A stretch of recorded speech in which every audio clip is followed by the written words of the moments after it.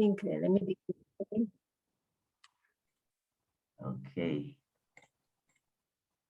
Yeah, so my name is Paul Gonzaga, and I'm in the group with Hassan Habib, Michael Mukumia, and Norbert Namanya. And Norbert will do the presentation, our project, and he will explain our research topic and all the other questions. Norbert, are you there? Yes, I'm here, Paul. Thank you. Okay. So Norbert, you can take on. Just a brief guide before I start. Madam, if you can clarify so that I keep it in time. How much time do we have this today for? I think we stick to the last time we had said 10 minutes. Okay. 10. 10, eh? Okay. Okay. Dan, could you be our timekeeper? Yes, I will do that. Okay, thank you. Okay, madam. Okay, with your permission, I'll dive right away into our presentation. Like Paul already said, my name is Norbert Namanya. And as a group, we sat and selected outsourcing information systems to be our research area. And briefly, I'll give you a background on what is outsourcing is about in MIS. So we are looking at how organizations or institutions, in a bid to deliver quality service, there is always a need to partner with other system or solution vendors. And this, by doing, it helps companies to concentrate on some of their valuable resources. And outsourcing IT becomes one of the easiest areas or modules of every concentration of every organization, which is easier to manage. And in the end, the company is given an opportunity to maximize profits by concentrating on areas that matter most to the organization. Thus, IT most times falls in a category that can easily be outsourced. And for the fact that not any single organization is an island, it means they cannot specialize or master in every area. Once you get a specialized organization that has skills in a particular service, it is easier to give away such a service to another independent company to do it on behalf of you. In turn, you will have some sort of integration between two companies, like a company is giving you a service. Okay, you can proceed to the next slide.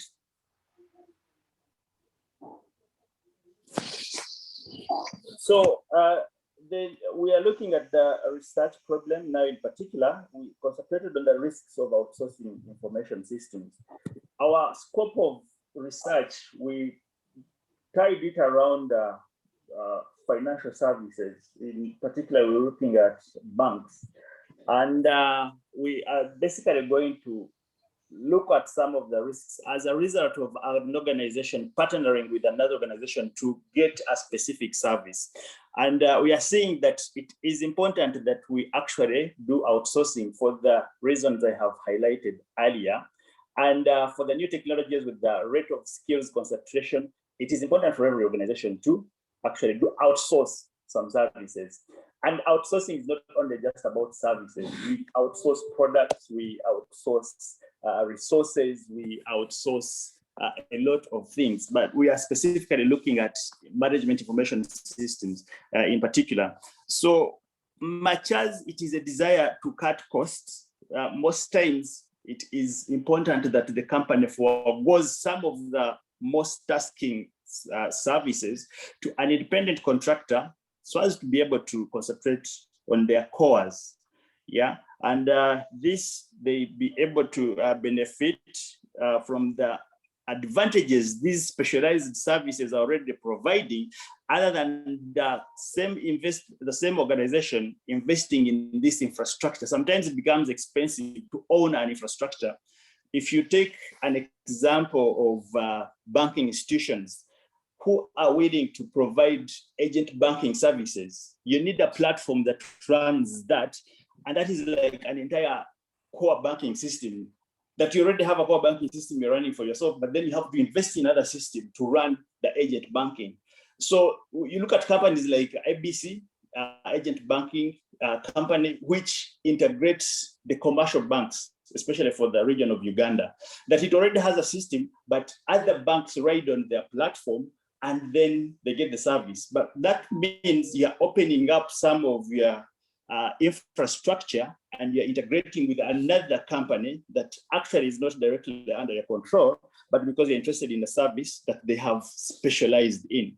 Another example could be, we know people who do mobile banking or internet banking. So we also have these aggregators who specialize in probably doing message delivery, who are actually giving you a platform to deliver your service. Instead of you investing in such infrastructure to develop a mobile banking platform, there is already an independent company that is specifically specializing in that. And it is easier for you to save resources and only get that one as a service, and you just continue your other business. Yeah, so we'll be basically looking at how much risk do organizations get exposed to as a result of wanting to achieve a service that is not fully owned by that specific organization. Some of the risks that we will go ahead to see, we will see that as they strive to achieve these benefits, these organizations are going to grant those service providers most times access privileges into their systems or the networks or the applications, databases. What risks are these organizations getting exposed to? We are looking at operational risks, we are looking at financial risks, cybersecurity risks, compliance risks, reputational, strategic risks, and among others. We did not go ahead to explain these ones, but most of these we are looking at after you've opened your doors to another company. It means the challenges the other company is facing indirectly, you are part of them. If the other company gets hacked and they look at the service, at the organizations they are serving, your reputation could be at a risk. Or if they have a bad strategic objective, indirectly you are coherently taking part of their strategies. So while organizations are encouraged to outsource systems, we must be keen on how we manage the risks that might be associated with the strategy. So you must have a high risk appetite to control the outcomes of the service you're chasing after, as you seem to concentrate on your cores, giving out some services to another third-party provider. Let's be keen on the risks. And the basis of this research is to look at the risks that a party is exposed to having partnered with another independent organization to provide them specific service. So we are looking at how we can safeguard ourselves or the business processes and grow the business without actually putting the entire business at risk. Paul, if we can go to the next slide.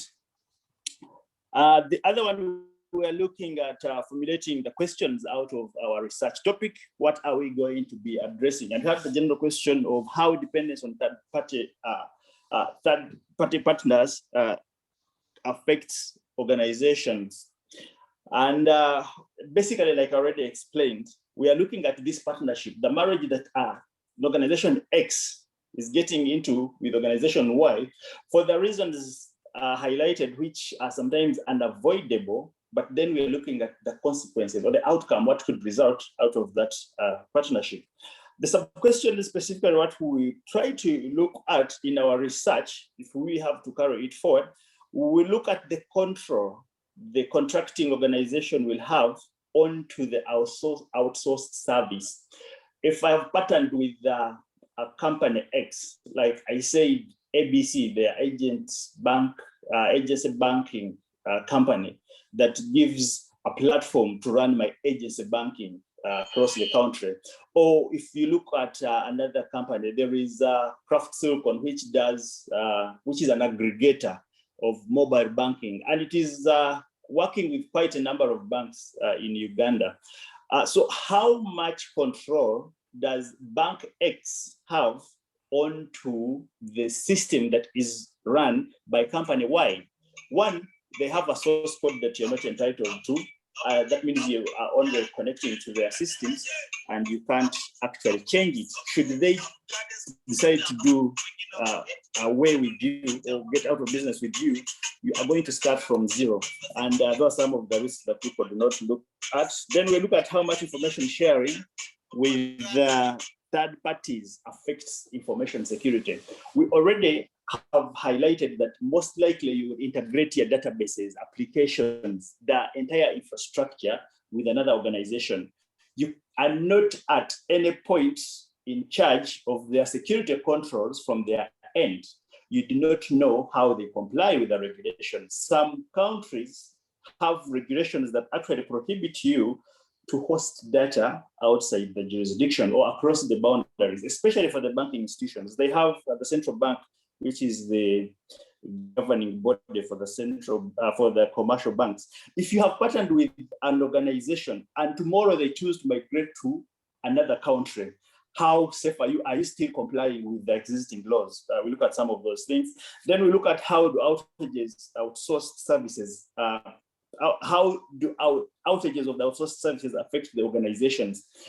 If there is a calamity in a specific region, natural calamity, maybe it's an earthquake, and the entire infrastructure of the pattern you are having is destroyed, but then your systems are running on them. Definitely, they have not given you backups at your places. So that means you are going to be badly affected. And those are some of the risks that these companies actually we run into as a result of outsourcing those services. Let's look at the next slide, Paul. So the research methods we chose to, in our research, we will use the qualitative research method, which is rich in research leveraging the multi-case study design. And usually this is aimed at collecting data from different sectorial institutions. Like I said, we zeroed on to the banking institution. So we'll be able to, yes? You have used your 10 minutes. Okay, let me, in 1 minute, I'll just wind up.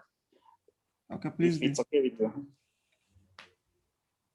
Okay, yeah, so we would just use the qualitative research method, and we are seeing we will be using semi-structured interviews to collect information, and these are going to be questionnaires.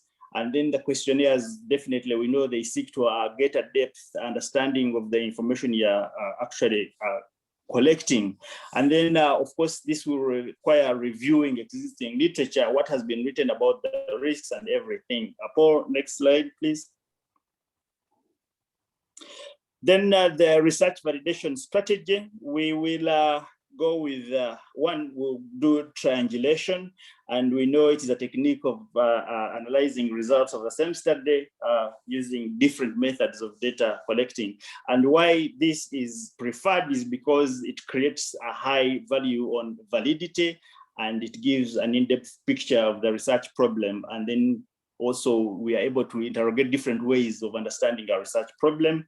And this can take different forms. We know we can do data triangulation, meaning that we're getting data from different sources, or researcher triangulation, which relies on different research works of different researchers. We analyze it. And then theory triangulation, which stands to prove works that have already been published or what is already known, but then we're trying to add fact attributes to it.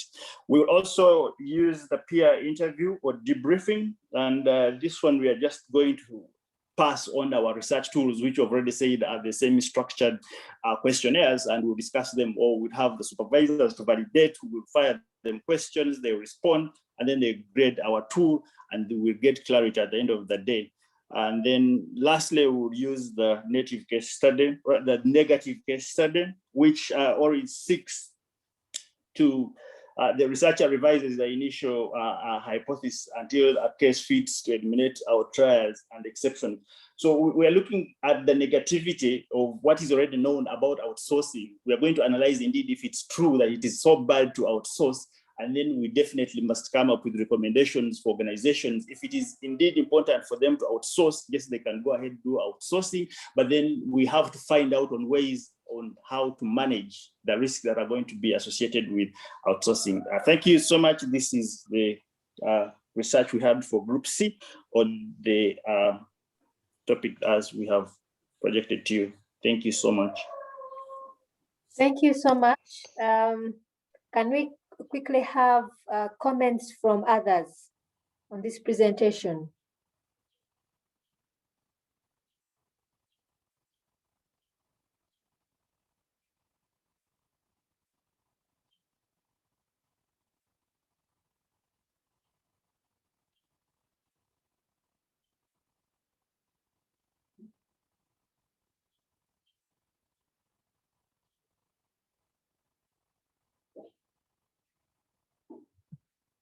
Comments, please.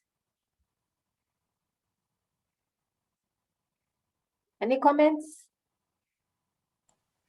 For No? me, I have no comment. No. No comments. No. Okay. Okay, just maybe if we could, first of all, I want to thank you for your presentation, especially your research problem. I think you have phrased it well. Let's just go to that area where your research problem is, and then let me see if I can get it right.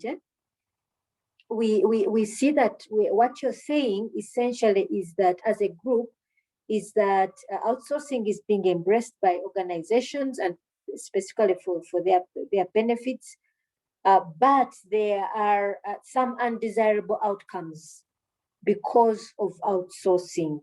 And essentially those outcomes are that there are risks associated with outsourcing. So now, Mike, what I want to understand is you want to explore how these are addressed. Do you want to identify them or you want to explore how these can be addressed? Not so? Yeah, exactly. So the major point here, we have the risks are already known, we as seen, but when we go deep into this research, we want to find ways on how to address them because we've already known that it is important for organizations to outsource, but how do they deal with the risks that are associated?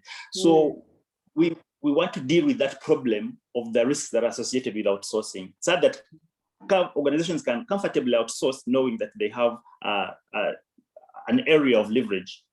Okay, okay. So let's go now to your research question, yeah?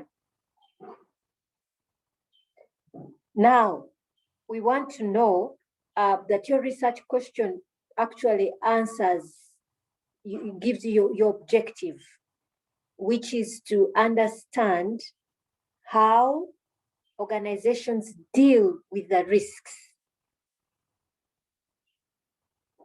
associated with outsourcing. Do you think this research question may take you out a bit? Well, I think from that angle, then it should be phrased to actually look at how we are resolving the risks. Yeah, it probably needs to be changed a bit just so that you can get to that point where you're asking that question. Then two, now when you come to the sub-questions, now normally, this is also another key point I wanted you to note, and this one I got it especially from my supervisor when I was doing my research. Normally your sub-questions are answered by each chapter that you write afterwards. So the first one, the first question would probably look at the state of affairs now in organizations. What does literature say about how organizations can control the risks? What risks exist because of outsourcing, and what does literature say? It would probably be faced by that one. The second one would most likely handle the theoretical framework. Yeah.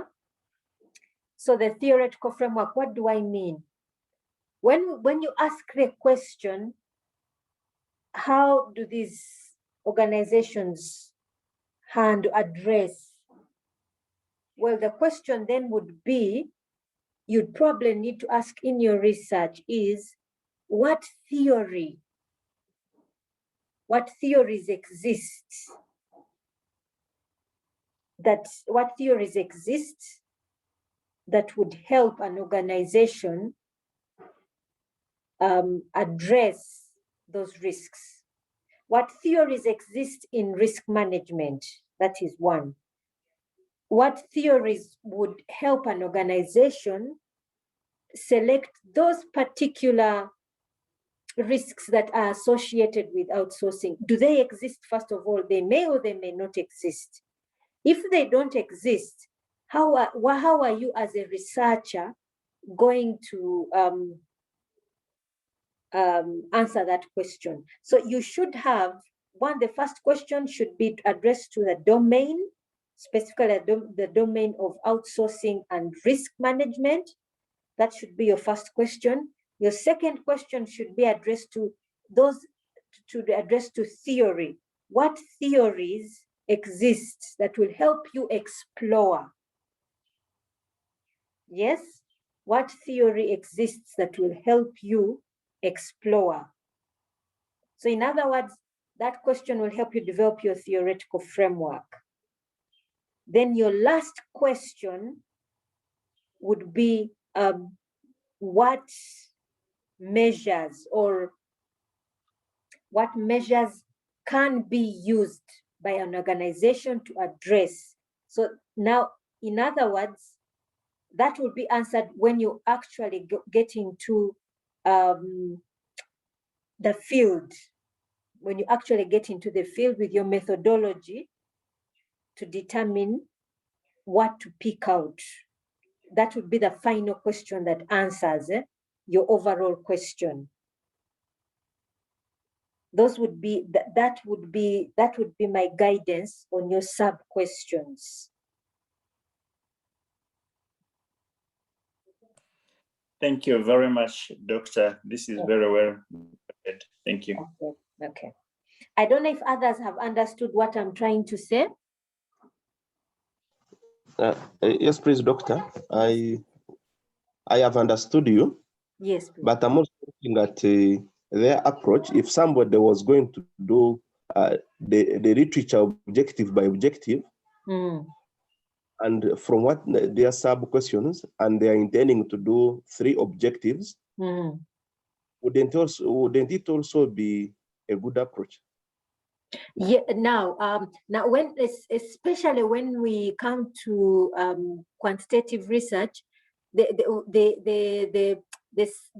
objectives, the sub objectives guide literature review. Yeah, the sub objectives. They guide the literature review chapter. So that one is perfectly okay. It's perfectly okay that the sub objectives in quantitative research guide the literature review chapter. Now, the thing that also I wanted us to note, this one now, it's not regarding research, it regards to how sometimes members of the department may view research. Normally we end up butting quite a lot of heads as lecturers with some lecturers will butt heads with other lecturers on how exactly should this be organized. Now, but however, there are certain politics you may have to adhere to because it's a department, you're dealing with women, you're trying to finish your dissertation. But let me also just point this out in regard to research itself, okay? Always take note that there are 2 kinds. There's quantitative research, there's qualitative research. Now, if it's qualitative research and you have an overall research question and you have sub-questions, then your sub-questions guide each chapter. Your sub-questions guide each chapter. So your first sub-question would be exploring the domain. And that would be your chapter 1. Your chapter 2, which would be literature, what we normally consider as literature review. This would be your chapter 2. Your chapter 3 would be your theoretical framework. What theories are you going to use to guide you as you go and explore your domain? What theories will you use? You would outline to your readers all theories that exist. Then you point out the theories you are choosing to use. Then your third research question normally should be what methods you're going to use. So you'd be pointing out your research design there. Then your final research question would be that okay, now what are the outcomes? Now for this particular question we are looking at, we would be saying, now what are those actual measures that are actually taken by organizations who do outsourcing? Now those are the ones that they would be picking from their cases that they would have selected, guided by the theoretical framework, which would be looking at the measures that they've actually selected out, and those are the ones they report out. So that would be their fourth chapter, which is picking out, which is actually reporting on their findings. Now, when it is quantitative research, you have your hypothesis and then you have your research objectives. Now, your research objectives would be answered, you'd first start, you would guide your literature review for your literature review chapter, which would be your chapter 2. Okay? That would be guiding it. Then you'd have your third chapter, which is giving you which is now giving you what do you call it? Sorry, your methodology. Now, unlike the qualitative research, which has a theoretical framework, you who is doing quantitative research should have a conceptual framework, because remember, you have your ideas. You're saying this variable is going to be affected by, will affect this variable, and these variables may be intervening variables, or so on and so forth. So you would have a conceptual framework, unlike the qualitative research, which has a theoretical framework. You have a conceptual framework because you believe this thing affects this other, this variable affects this other. You already have a guiding theory, yeah, which has guided your hypothesis. Rupen, I don't know if I've answered your question. Yes, doctor, you have. Okay. Thank you. You're welcome. Okay, so can we have a second group? Thank you so much, Group C, for that.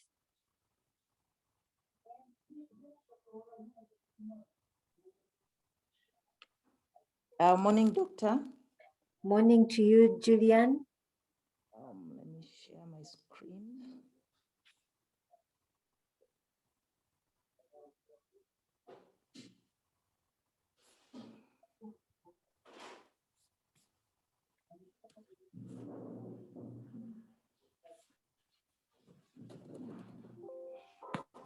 Are you able to see my screen?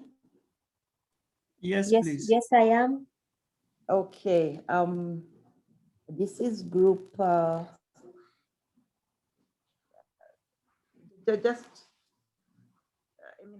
Sorry. Morning, everybody. Morning, doctor. This is group F. Our members of the group, we have Woji Emmanuel and Father Ponciano Mayega. I always pronounce that differently. Our group, we looked at agriculture, and we wanted to do some our research area around agriculture, and our area of research is impact of ICT on farm production in Uganda's rural farmers. Just a bit of the background or introduction. Government has been trying to emphasize the need for production and productivity in agriculture sector. And as you know, agriculture is a common contributor to the country.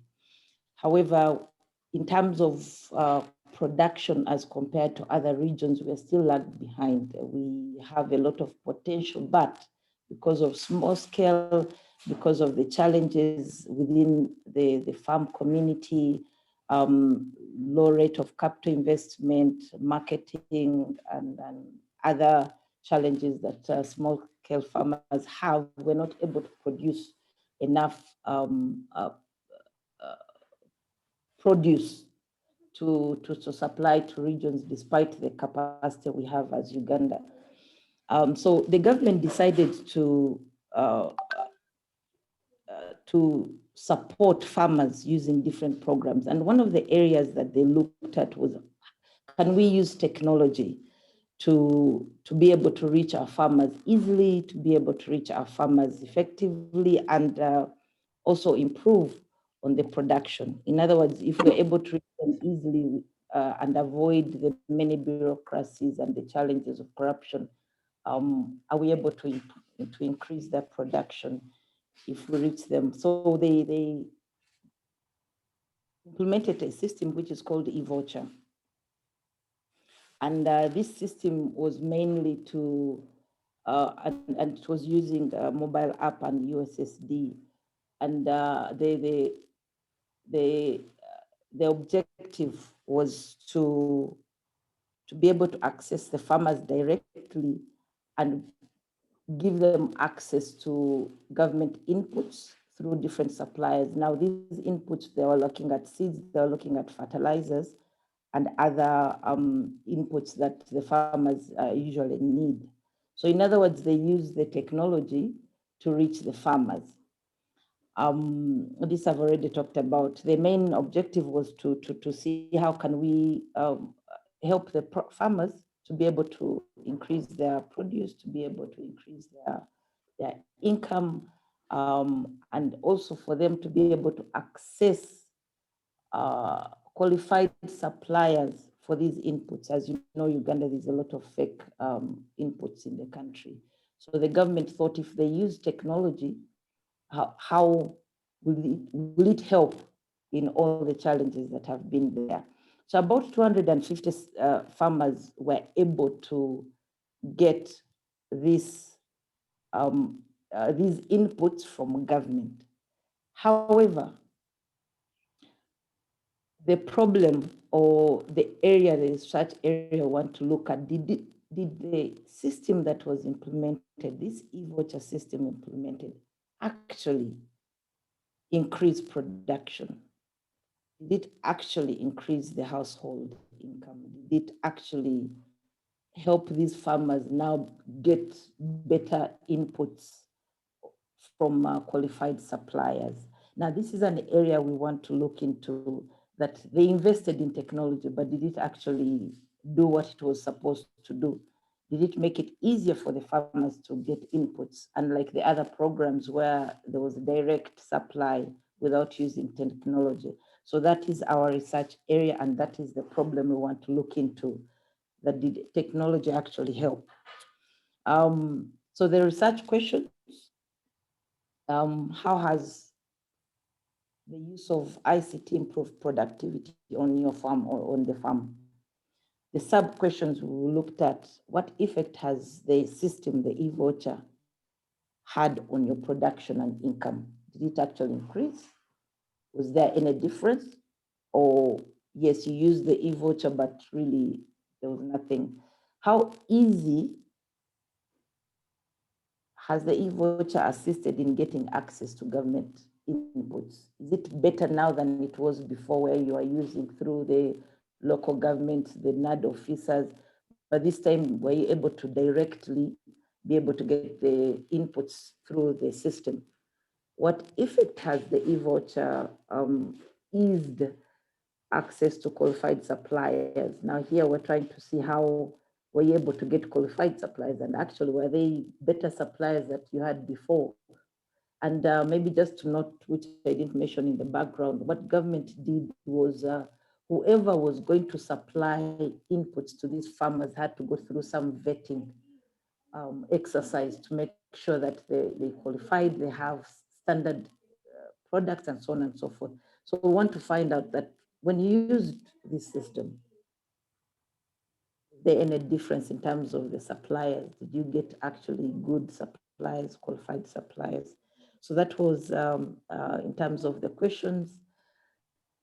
The research method, as a team, we thought that mixed research method approach would be best for this case study, for this research area, where I wanted to look at using both quantitative and qualitative method, because there's an aspect of the theories and a bit of assumptions. And also, how do we measure in terms of productivity and income?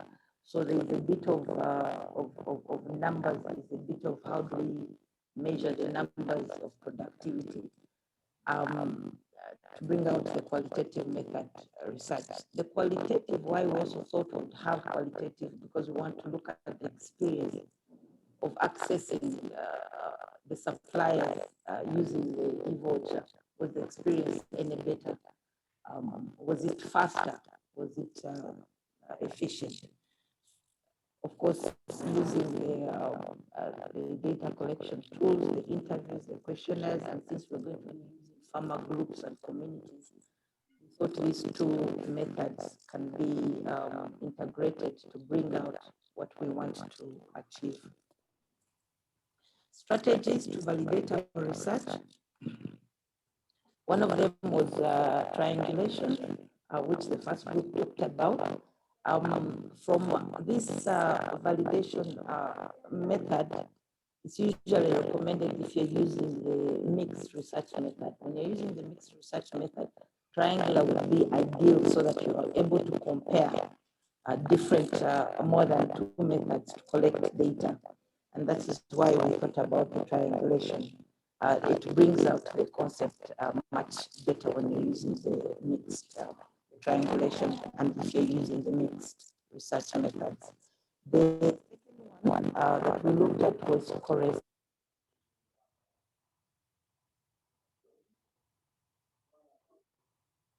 The respondents that we during research would use them to validate the methods. Probably we can get another group in the same community that have and find out whether the other group that we used and the information is matching or is giving the same result. And then lastly, using the pilot tests to validate an area that Ethan had given us last time. As I mentioned, there were about 250,000 farmers that benefited, and this was in different regions. So can we use a particular area to validate our results in this regard? So we thought these three strategies would be used to validate our research. That's it from our team. Thank you. Thank you so much, Julian. Any comments?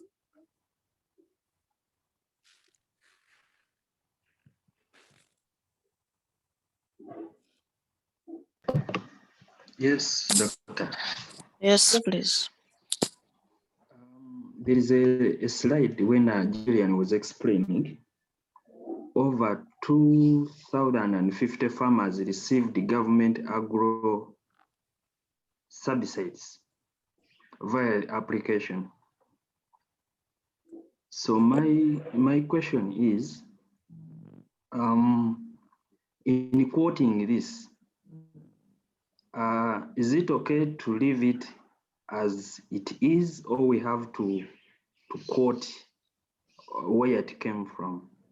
I was just it must some small clarification. It must be cited. It must be cited. Correct. Correct. And of course, this is based on the project that is running in Ministry of Agriculture that I'm privy to. So yes, we'll be able to quote that from the reports. Thank you. That is noted. Any other question? Just an observation.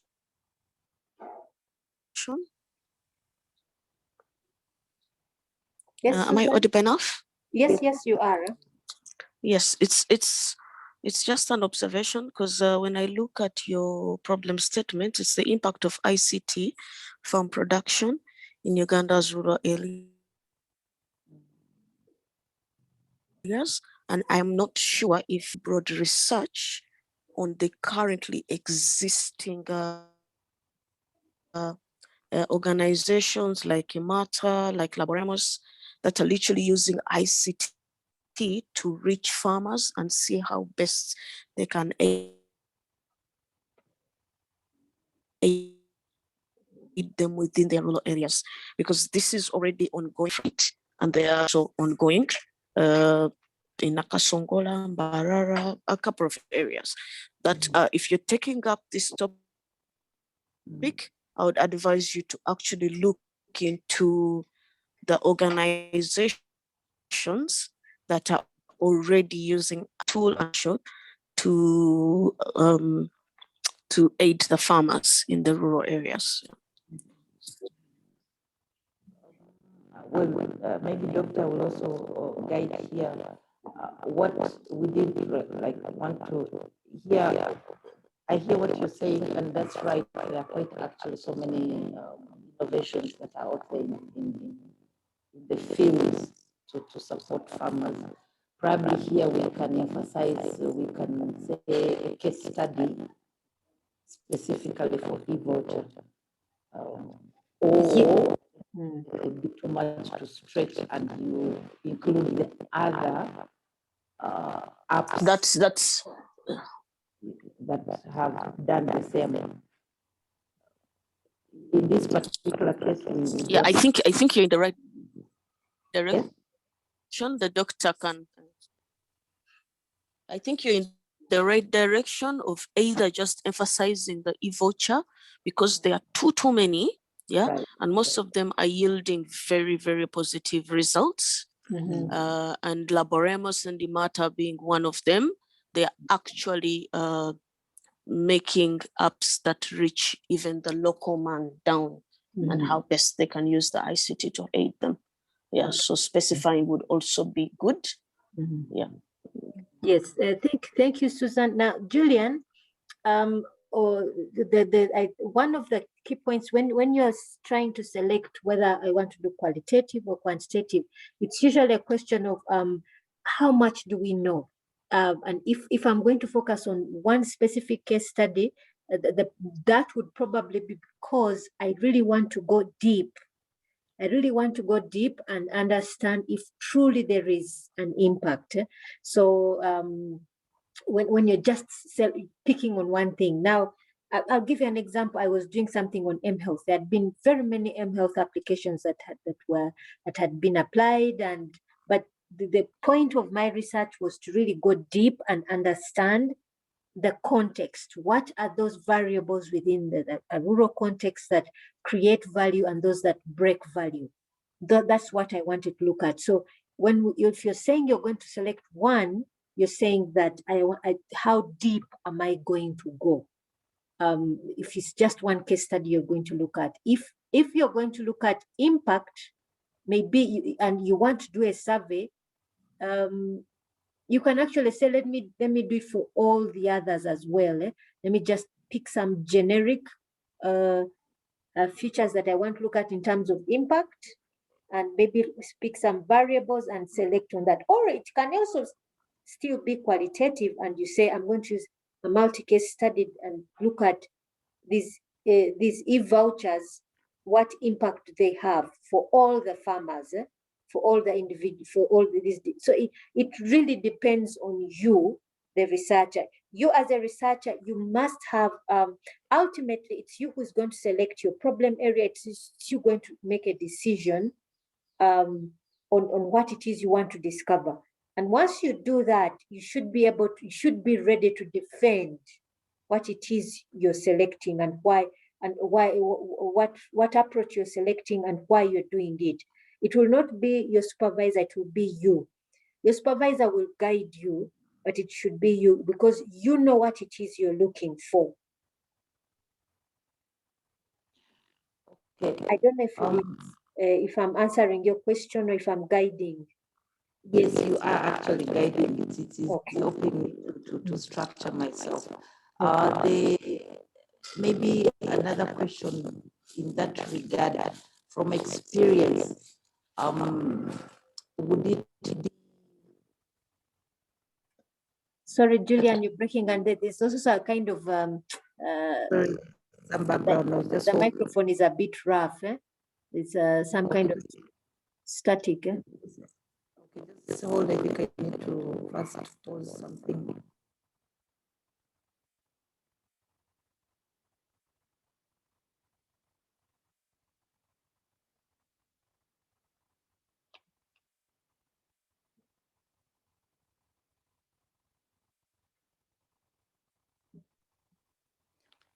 Dr. Mike, clear now? I can hear you. There's still that static, but I think I can still hear you. Okay, well, I've tried to stay away from some background noise. Okay, what I wanted to ask was, from experience, is it advisable to be specific on one solution, or based on what you just said, or we can look at the different or many other technologies or innovations that have been put out there, and we see if they have had an impact on the farmers in terms of production and all that. Meaning that, can I look at all, or better to just zero down on one and then go deep and select probably one research method so that I can go further than having mixed research method. And you're looking at one. I don't know if I've confused it, but yes. No, I think one, looking at your research questions, it is more of a descriptive research that you want to do. So I would, if I was doing this research, I would look at a multi-case study strategy and look at several e-vouchers, maybe 2 or 3. I would look at 2 or 3 if I was doing this research, because it's looking at impact. So I would, and probably I would stick to agriculture. Yeah, those which are looking specifically at agriculture, and then stick with those sub-research questions. If it were me, that's what I would focus on. If it was more of exploratory, then I would focus on one case study. If I was really going to look at, ask the question, do these things actually have an impact? But there's already an idea that there is some impact done. I think from what Susan is saying, there's already an idea. So if I would probably still stick to qualitative research and to really explore if there is an impact, but I would look at multi-case study strategy. That's what I would think of. I would still use, I would lean it more to qualitative. If it was me, lean it more to qualitative, and maybe have a survey with each of, at the end, I would focus on, let's say, focus group discussions, interviews with farmers, just to find out about the impact, structured interview, focus group discussions, structured interview guides, and then have a survey to try and determine at the end, guided by the results from the focus group discussions and interviews. I would use the survey to guide.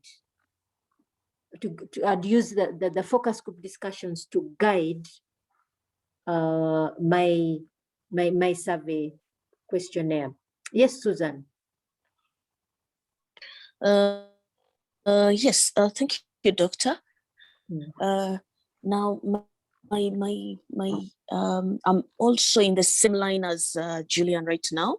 Yes, please. And my area of study or passion right now is tourism, and I'm specific within the tourism sector. Now, I had my colleague Kiza literally take me through while we were putting together our presentation on the qualitative, quantitative, the methodologies and all, while I let them down by not doing my research topic, because I've had a lot of back and forth, and we took one of Kiza's. I would still need help with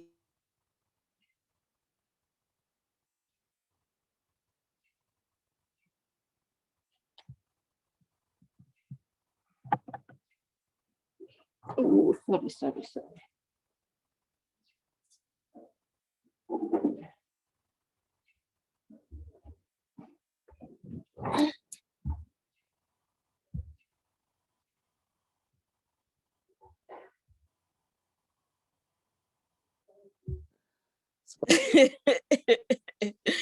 yeah, that was actually getting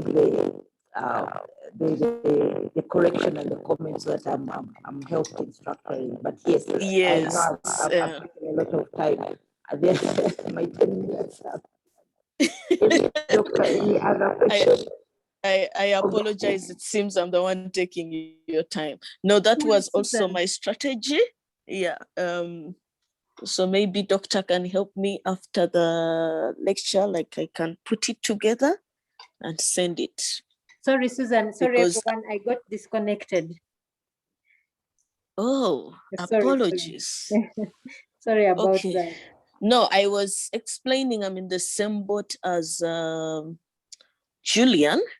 And while my group did not do my preferred research topic because I kind of let them down because I wasn't available, I wanted to still put it together and send it at a later time for your comments and criticism, and just so I can have some direction, because my passion is into tourism, and I am specific in the tourism sector. I'm in the hiking section. However, in the hiking section, I am like Julian. There is so many other topics in there that might, if I go broad, I might end up being too much over my depths. Yeah. Okay. I get. I think for the sake of the other groups presenting, we shall discuss this maybe privately. Yes, please. Yes, please. Yeah. Okay. So Julian, thank you very much. Thank you too. Julian, thank you for your presentation. Julian and group, thank you for your presentation. Can we have the third group, please?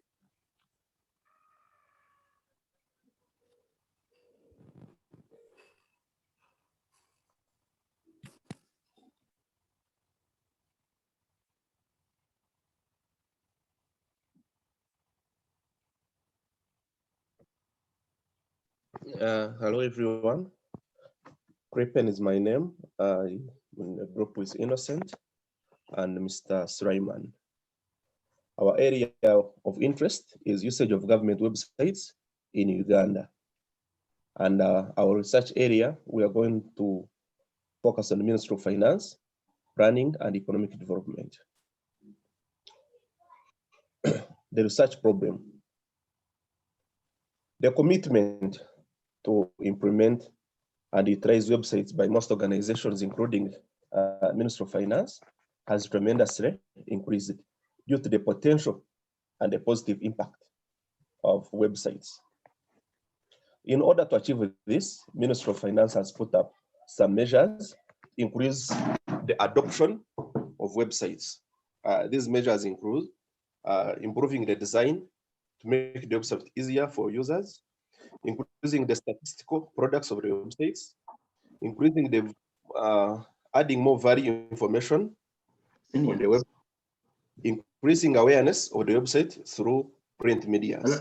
Hello, Kripen. Yes, please. Hello, Kripen. Yes, sorry please. sorry for interruption. Yeah. Help and put in presentation mode. I'm seeing small letters.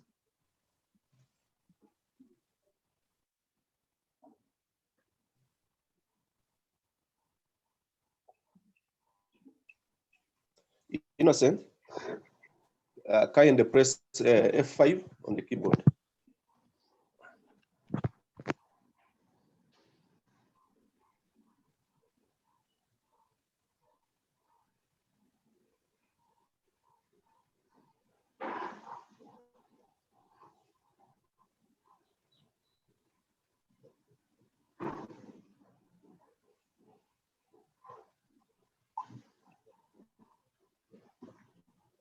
I think we are good to go.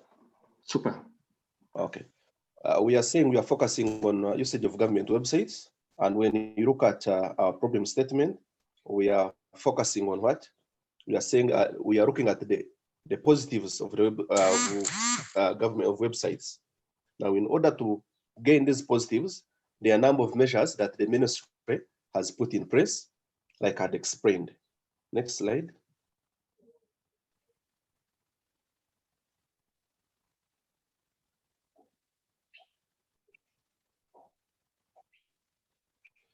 However, the complexity for the implementation and utilization of websites is also creating challenges to organization in influencing citizen intention to use the websites.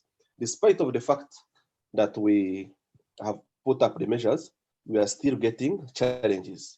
The most significant case for a successful website is the quality and accessibility according to this person.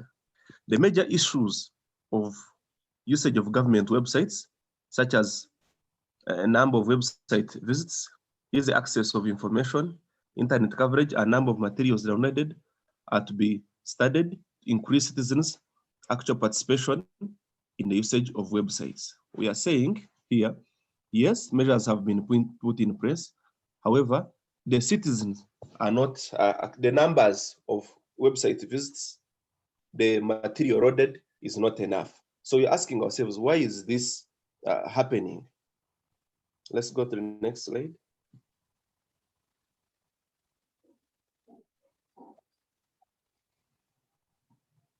Now, despite of the vast number of services which are available online, most of the people still prefer to use hard copies, which is an old fashion and bulky in transportation and storage.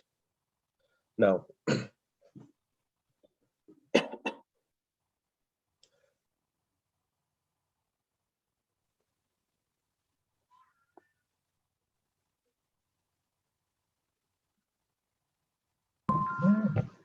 We have lost you.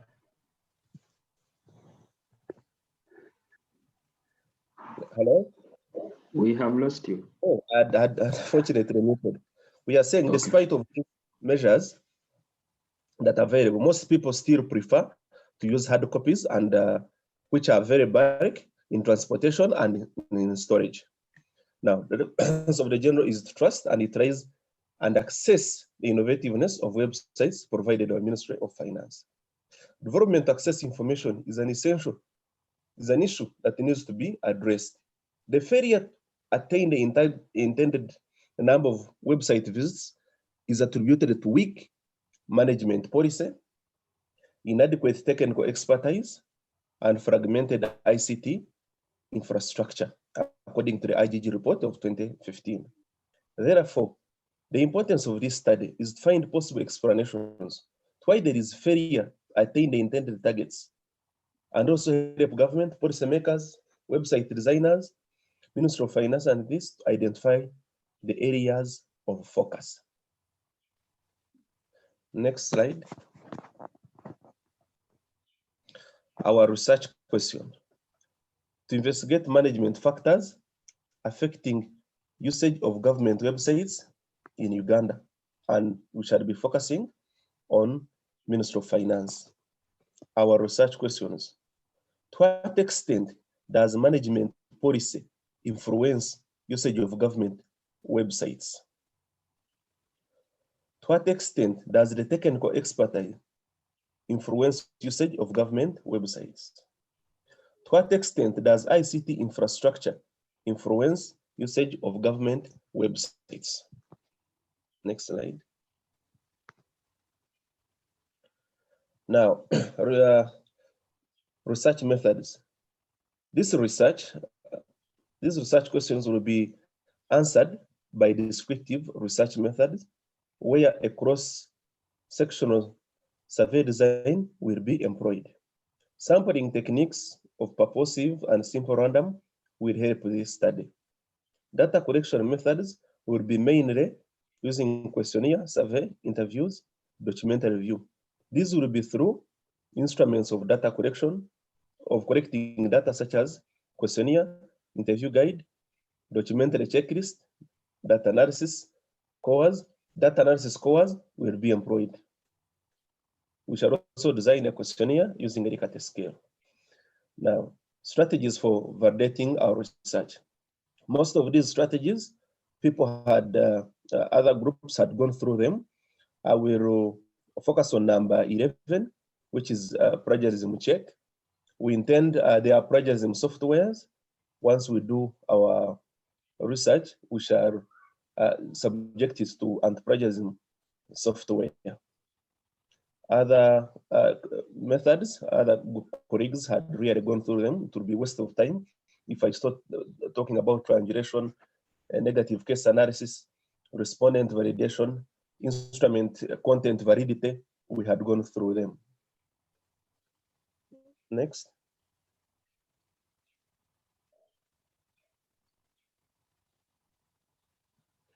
Next slide, Innocent. Oh, thank you, members. That's what we managed to Thank you, Crippen and team. Thank you for your presentation. Could we have some quick comments? Mine is just as just an appreciation to Crippen. When you look at the research questions, question 1, I've been a developer for like 11 years. Yes. Especially in websites.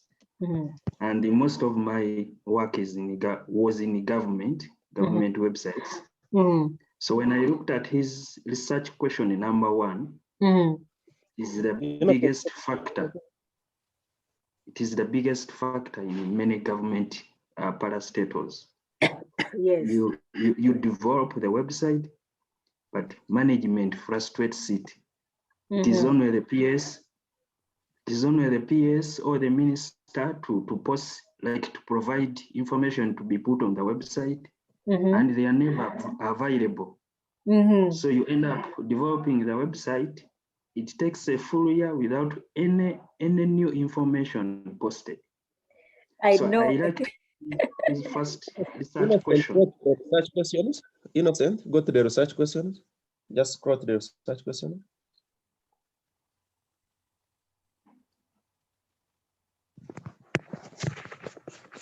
Okay, Moses. Yes. Thank you very much. We have also faced the same challenges, only that I needed to clarify something when we are writing. Okay, and it's very true. Management policy, people, most organizations find they have outdated information. People don't get what feeding. Even if you get it, the steps of approving what you're going to put on, it's really, really very hectic. Yes. Yeah, I think for websites, it's actually, it's not only limited to government, but I remember I told many of you I was a head ICT until January this year, and it's one of the most frustrating things. And then what was most frustrating is that every time they visited the website and they found it empty, that point came back to ICT. This website has no information. As ICT, we went ahead and did an information architecture, and we showed management and all of Senate where this information comes from. Now I said, if you don't give it to us, where do you think it's going to come from? And even after that, still nothing came. So it's a frustration. I don't think it's only government. It's basically in all organizations. I think in Hello, both Doctor. public. Yes, please. I also just wanted to add on what you've just said. That problem is in even organizations. Actually, where I work, the website most cases is empty. With no information. So the executive director and other people will always come back to our IT department. And then for us, we also go back to the communications department and ask them, you are the content creators, where is the content? So yeah, so it's a big problem. Yeah. So I think you can see that everyone has really picked areas that are pertinent, that really need answers.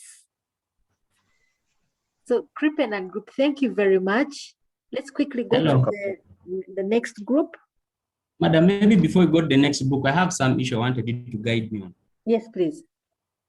If we can use those of Crippen, if they can go back to research problem.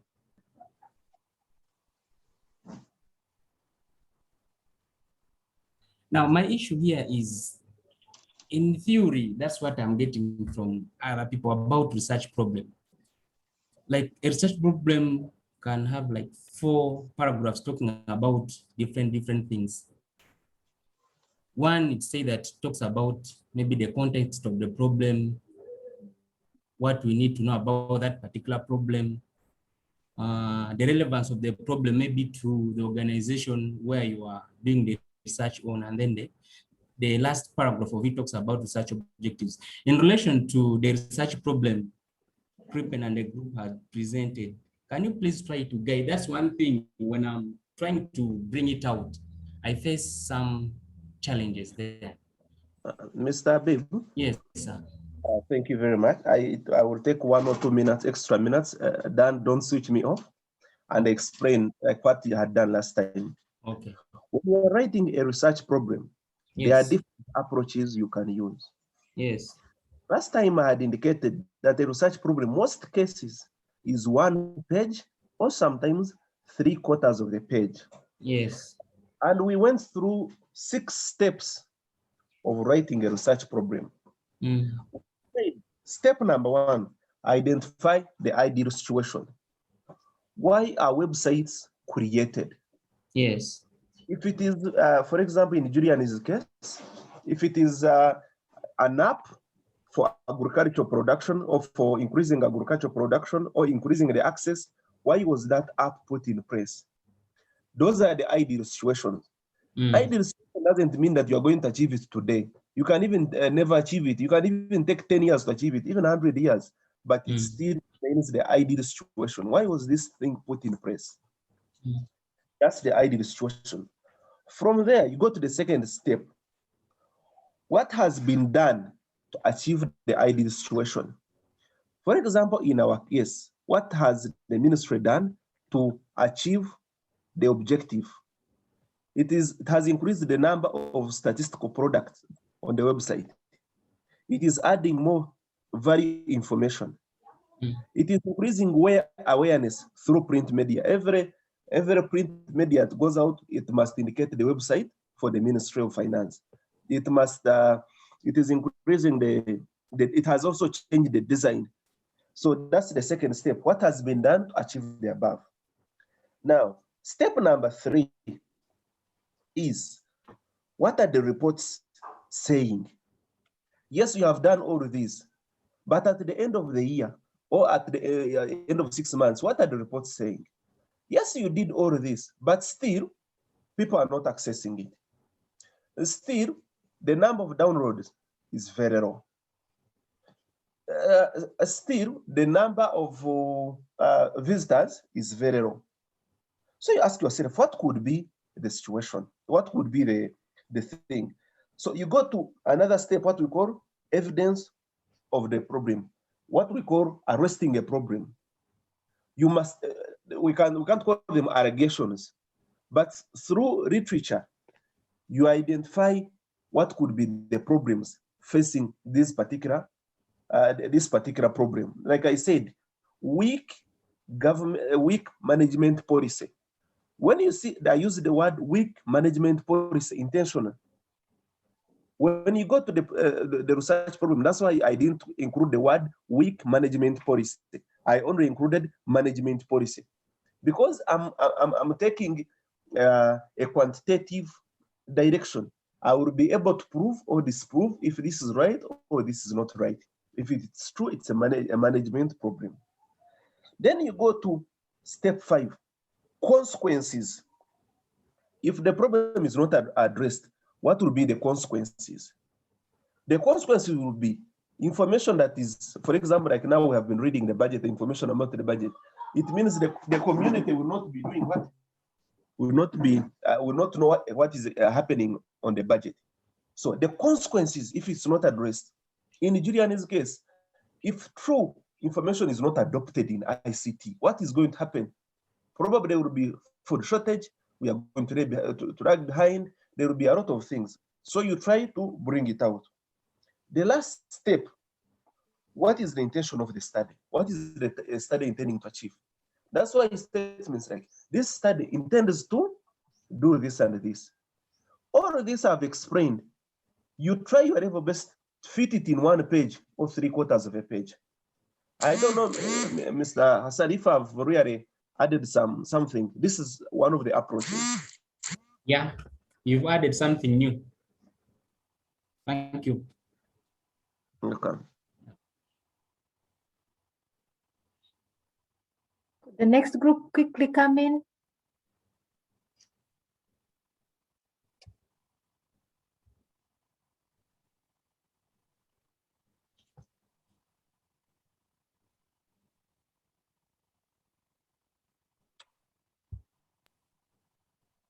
Hello, are you all seeing my screen?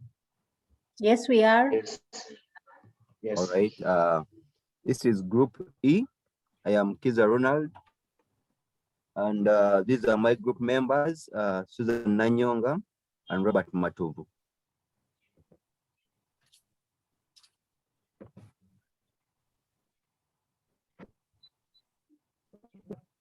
Our research topic was assessing the role of ICT in the fight against COVID-19 in Uganda.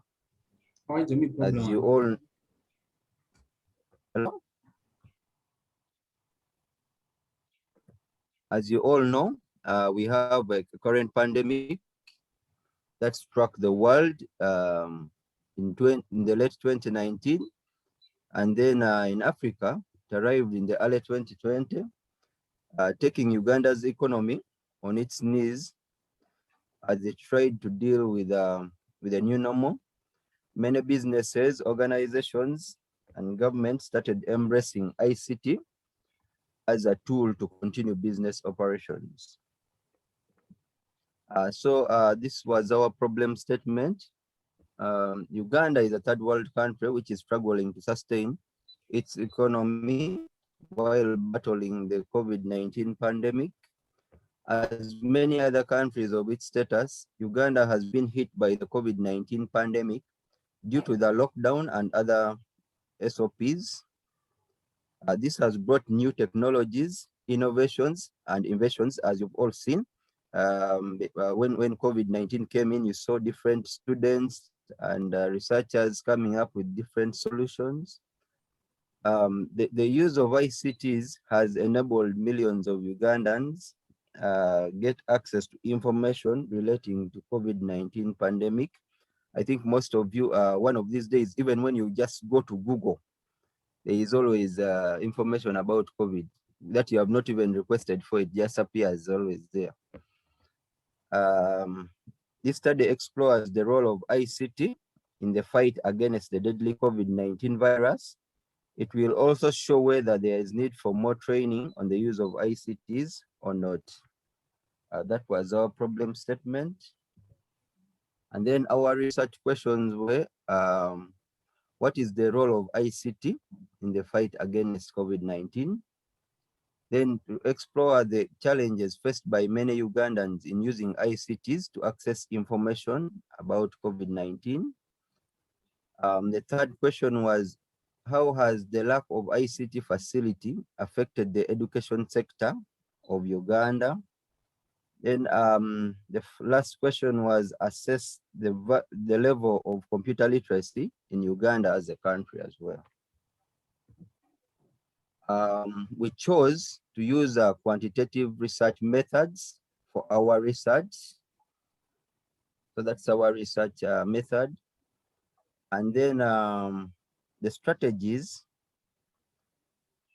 to validate our research, we had engagement with the participants for a longer period of time, which involves building trust with participants, learning their culture. As Madame Shiba told us, she did the research and tried to become like these people. So they thought she was part of them, that is trying to build trust with them by learning their culture.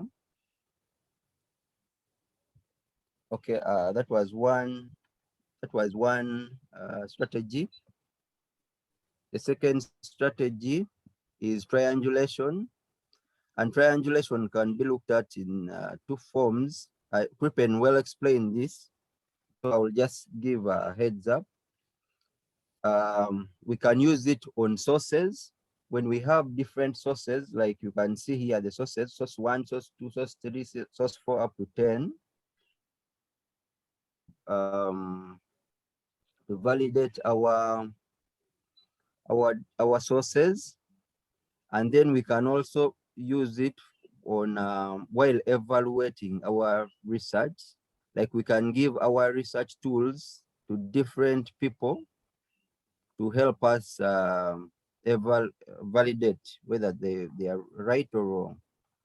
So I explained this using a triangle that if I have maybe source 1 up to 10, maybe source 1 can be maybe in our key here, source 1 can be an interview, source 2 can be maybe observations, the third one can be a book, the fourth can be an online journal, fifth website, the sixth can be a case study, the seventh can be a movie or a film, the eighth can be a conference, the ninth can be sound recording, and then the 10th can be a report. So with all those sources, you should come to the same kind of evidence. At least if you get information from all those sources, they should be pointing at the same kind of evidence. Then part B, if we give our research tool, for example, my questionnaire, like Crippen said, I can give it to different people.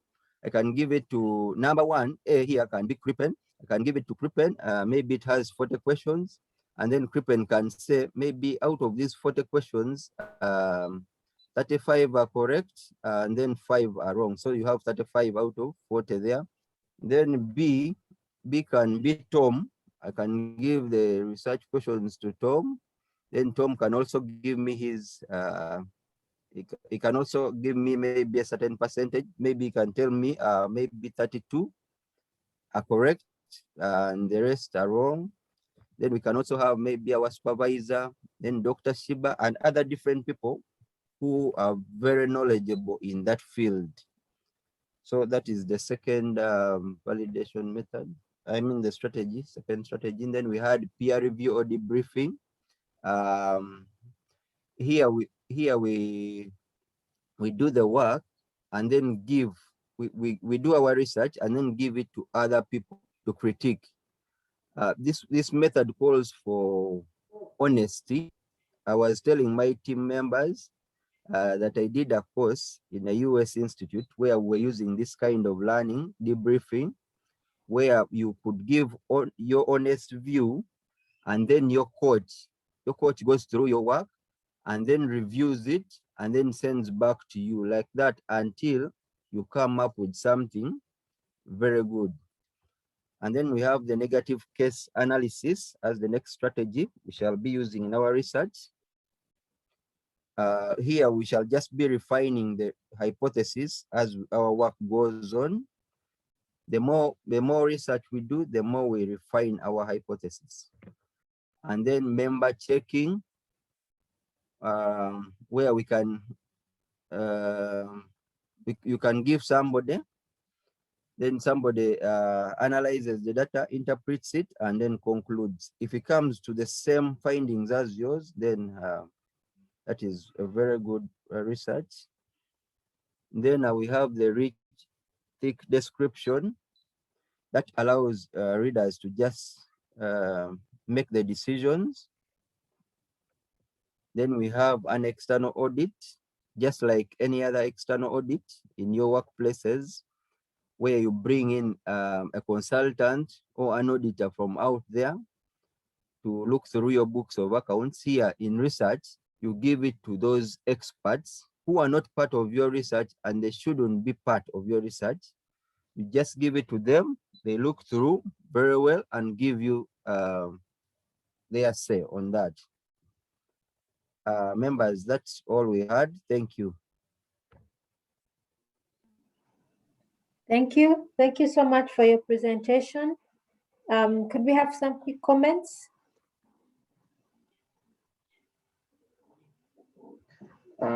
Thank you for the good presentation about COVID. Where I'm getting mixed reactions, maybe anyone can advise. Now, studies which involve a bigger, broader coverage, study areas, like this one for COVID, where you have to make research in all districts. I've not seen, maybe you can explain to me, I did not hear well, how you are going to manage. We are assuming we are going to do this research. How are you going to manage making research in all the study areas?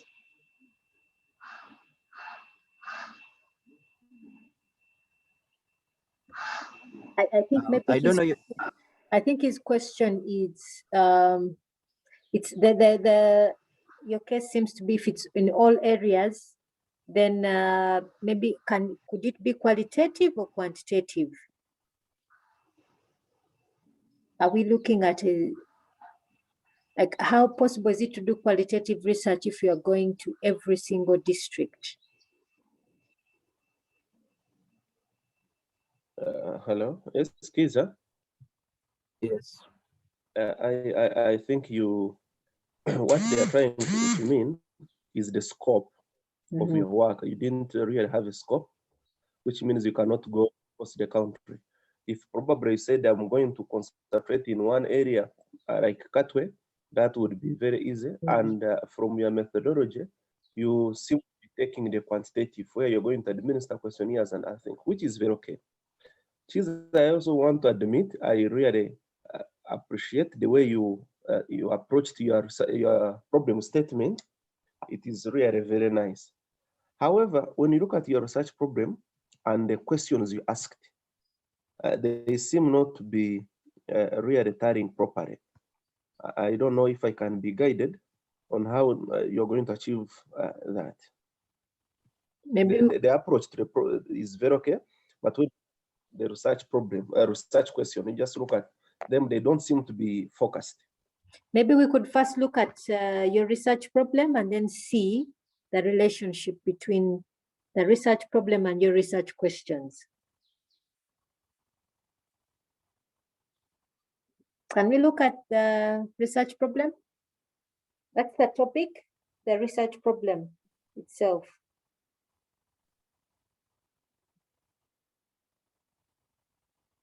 Okay. So you want to explore, to really understand. When we use words like explore, we want to understand. You want to understand how ICT is being used to fight against COVID-19. The other thing also I would want to emphasize here is that if we're looking at, we want to explore how, we may want to also, is it to say we also want to understand which ICT as well? We want to understand how it's being used and which particular ICT. Because if you look at ICT, it's quite broad. We're looking at mobile, we're looking at mobile services like mobile money. We're looking, is it that we want to explore all those areas? Which is also possible. Most of them. Okay, okay. So let's go now to your questions.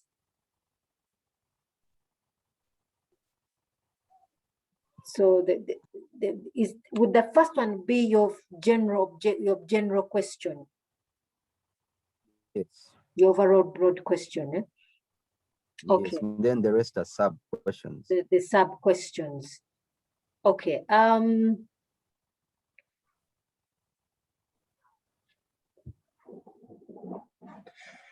Let me see.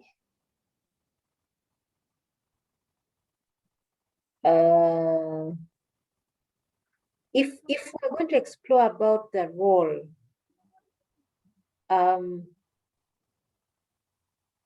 I think we would start by generally, again, the same thing that I guided the very first group, which was looking at the very first group. What was it looking at? It was outsourcing. Yeah, it was outsourcing. Eh? Yes, I would first look at the first thing I would do if we're looking at, because again COVID is a new thing. I would start by looking at the domain of using ICT in any points of crisis, in any issues of crisis or pandemic, generically.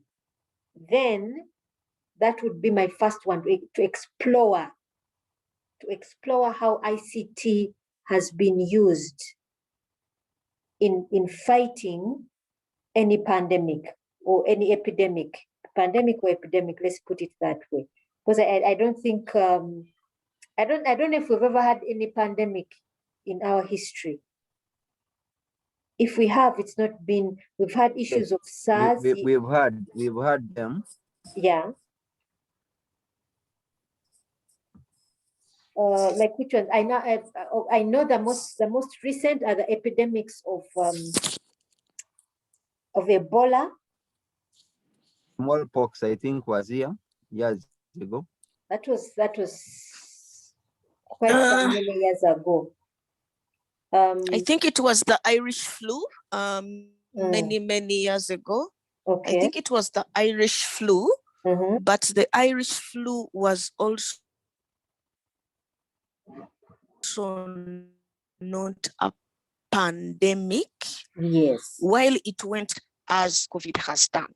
But so far, it's only the Irish flu. Yeah. So yes, but I am going to look at the. Okay, proceed. Yeah, we probably start with an exploration of literature on ICT use in both pandemics and epidemics would be the closest. So, for example, would look at literature on how ICT, the role ICT played in Ebola. That's the most recent, those ones. Then the next thing I would guide on would be now the theoretical framework. If this is going to be a qualitative study, then I would go to the theoretical framework. Then I would come to the actual role. I wouldn't come to challenges. If challenges are found, then that is part of the role, assessing the role of ICT. It would be part of the discoveries that you make. But then in the case study, this is when we would look at the actual role that you've discovered in the scope that you looked at. Like Crippen said, maybe if you're looking at Katwe, you look at maybe certain specific areas, you'd look at those. Or you might even say within the ministry or something like that. You look at the case of the health ministry or something like that. Doctor? Yes, please. Like, for example, if you look at how the ICT has affected the education system, yeah, and you look at the current lockdown that is being instigated, while they are looking at not just instilling it within Kampala, but across the entire country, we can.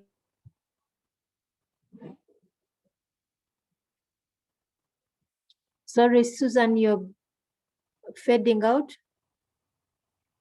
But look however, at areas like schools in the rural areas that do not even know how to use the phone, and yet they're expected.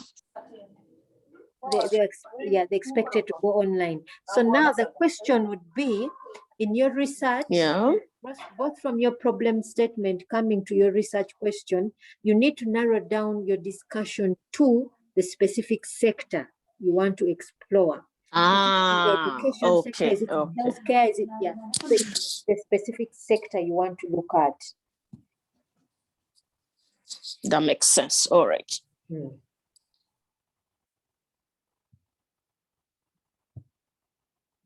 Everyone else in the group, have you understood that point, that you need to narrow down to a specific sector? Yes. Okay. Okay, thank you very much. Could we have the next group? So the next group would be group number 5, yeah?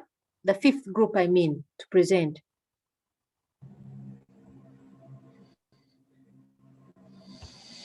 Yes, madam. Let me see.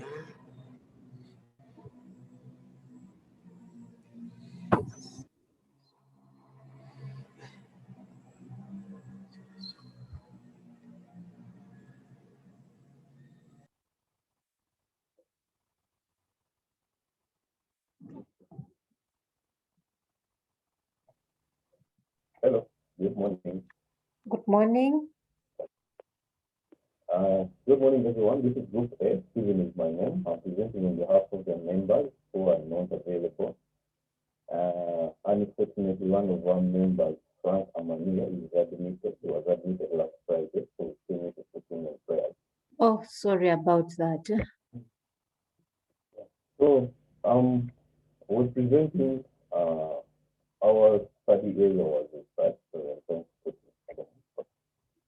Our research area was health, and basically we looked at sanitation and hygiene, and we formulated the problem statement. We formulated the problem statement. Our problem statement was about the overfill and putting more or having more in a container or in a material, putting excess in what as opposed to what is supposed to hold the maximum capacity.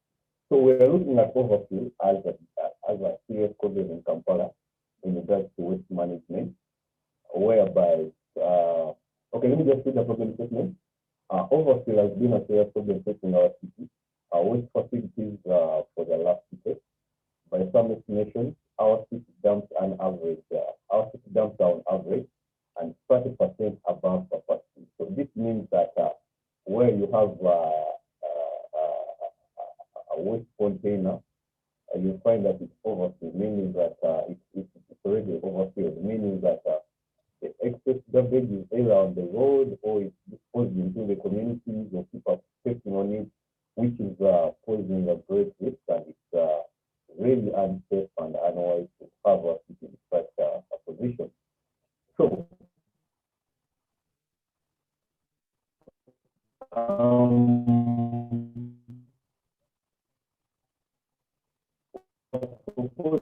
there are several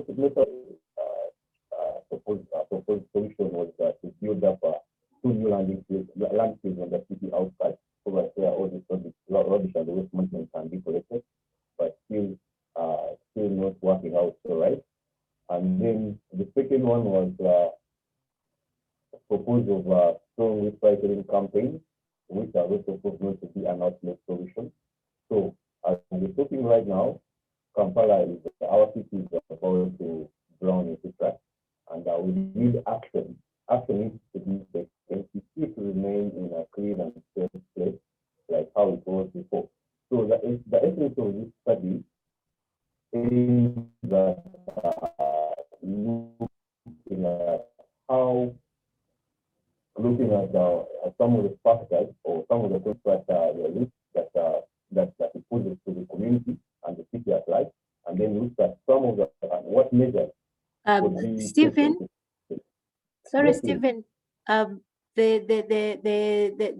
there's an echo. I think there may be a problem with your microphone. Eh? Can you hear me now? Hello? Hello? Hello, can you hear me now? We can hear you, although you are a bit muted. Eh? There's a bit of, but no, just go ahead if it's the way it is. And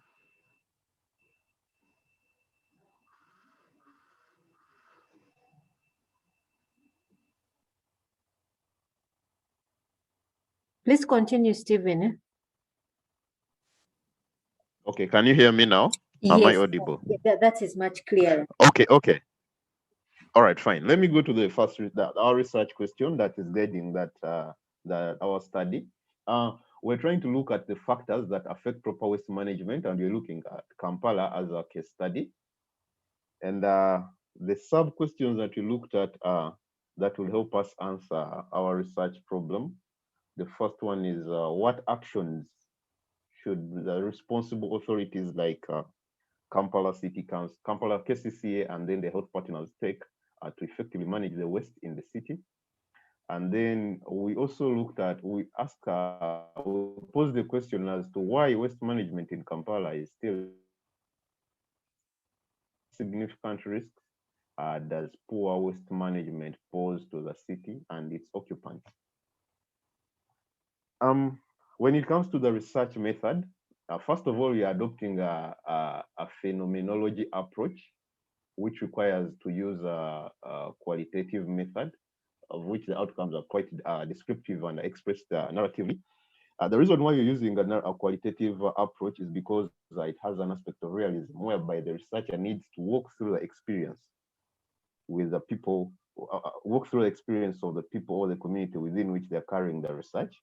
And of course, while carrying out this research, we shall use strategies like case studies, and narrative analysis, participatory action research, surveys, where we shall design questionnaires and then share them with a community. Let me say the vendors or market vendors or cyclists, or maybe the different border cyclists, to try to understand, have a feel and understand their approach or their view towards what can be done.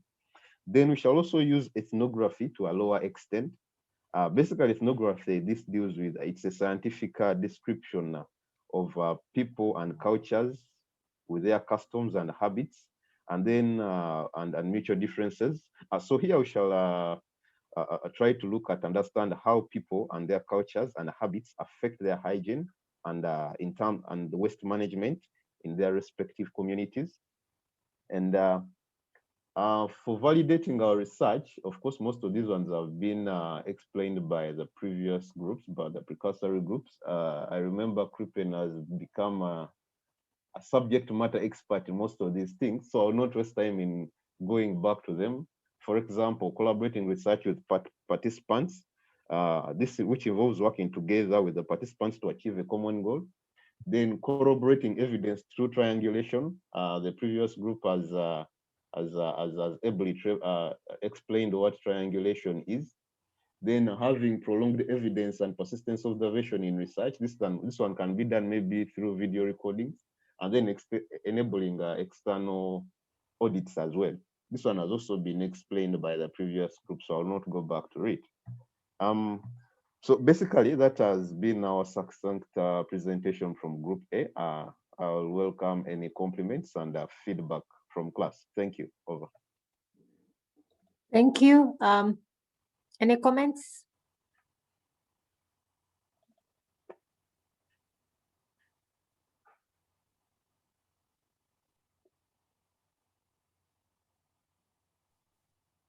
I would like to just thank the group for tackling such a good topic.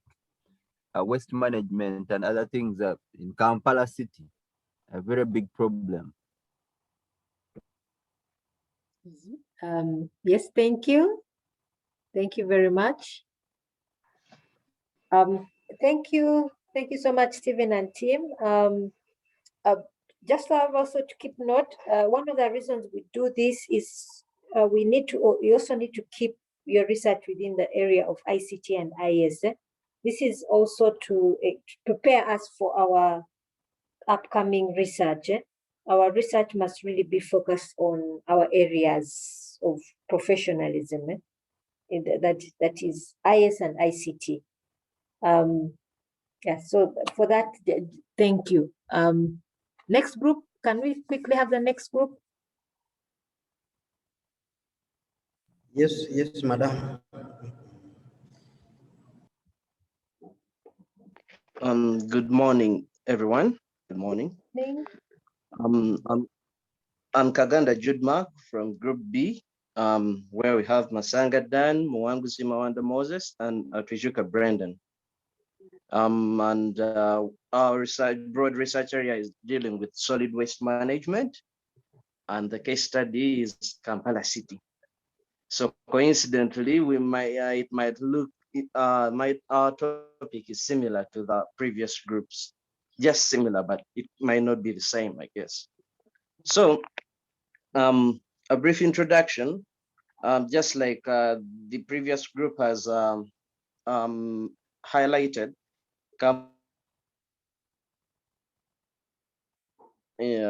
basically, actually, it's waste management, but for us, we focus on solid waste management. And Kampala City has inadequate management capacity in its solid waste management system, which deals with the collection, then the disposal. So from the time of how the collection is initiated to the time the waste is dumped, there is a very big problem, a lot of gaps within that system. And we are looking at that through our research. Dan, could you proceed? So the research problem, poor solid waste collection and disposal is a threat to the public health of the people in Kampala City, which fails the livelihood of the people. So the authority KCCA contracted some companies to do the collection of the solid waste in around the Kampala City. And that basically the authority is KCCA. So it went through companies like Nabugabo, Abdul Venture. You might know that there is also Binit. Those companies are responsible for the collection of this and also the disposal of the waste. Then could you proceed? So while coming up with this research, we had this research question guiding us. How can the solid waste management system be streamlined in Kampala? Just because we understand there are gaps. When you see that whole pile of waste alongside the road, by the roadside, as you're going through around Kampala, that shows there are a lot of gaps within the solid waste management system in Kampala. So the sub-questions will look at what is the status of the existing solid waste collection and disposal system in Kampala, what are the problems faced in the implementation of the current system, and what are the design strategies to overcome the waste management challenges we have. So what are those solutions we have for the problems we shall discover from this research. Could you proceed? So we use the qualitative method for our research, and as you understand, this is more of a theoretical one.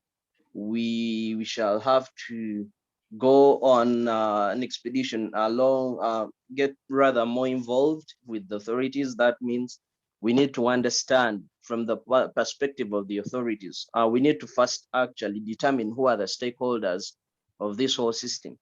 And we saw it is just 3 groups: the authority, KCCA, the collection companies, the contractors, and the people that need the service. So those we need to reach each of those stakeholders for this system, and then get their perspective of the whole system to give us an understanding on our first sub question.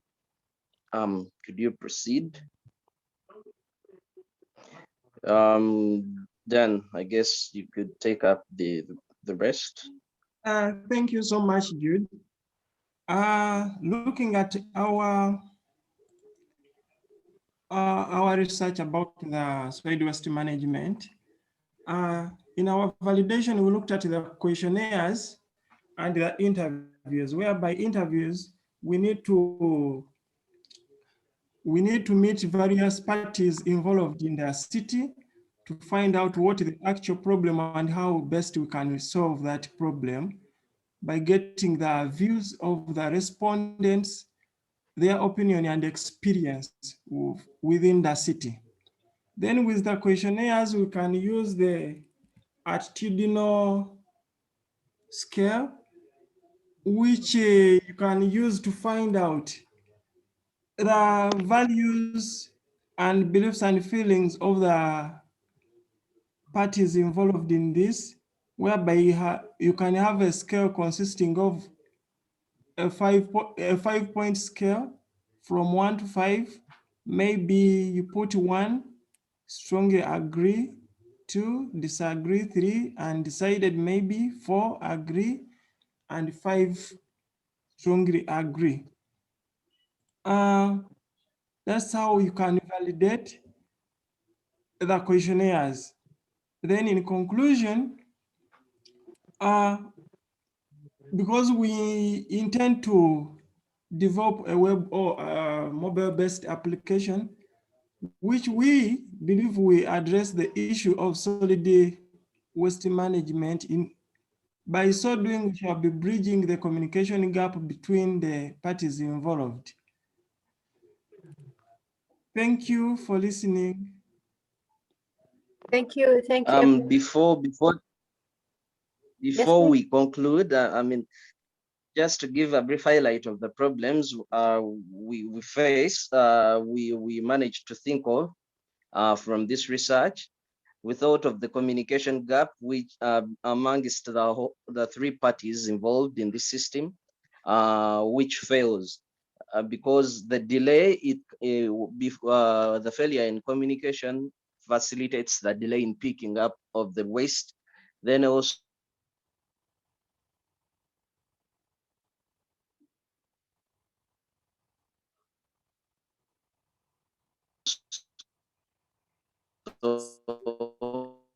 Sorry, Jude, you're breaking up.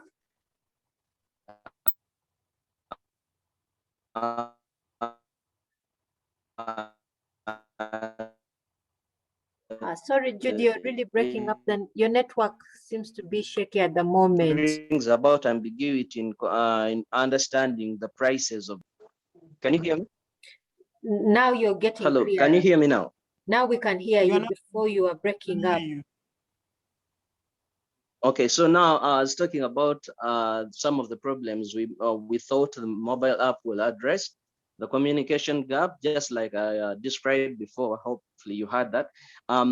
This communication gap will facilitate the delay in picking up of the waste. That's why there are a lot of piles, because it is rather hard reaching to the collection company and reaching the KCCA, communicating the people that need the service, communicating with KCCA, so that they can be saved from the piles that are close in their places of residence by the roadside. Then also ambiguity in the prices of collection by the companies. Different companies have different prices, and you don't know, so some people put it in bags of 100 kgs, 50 kgs, but you still pay the same amount and you wonder why. But anyway, that could be corrected by the app, which shows it will show clear pricing. It will show clear channels of communication through the application.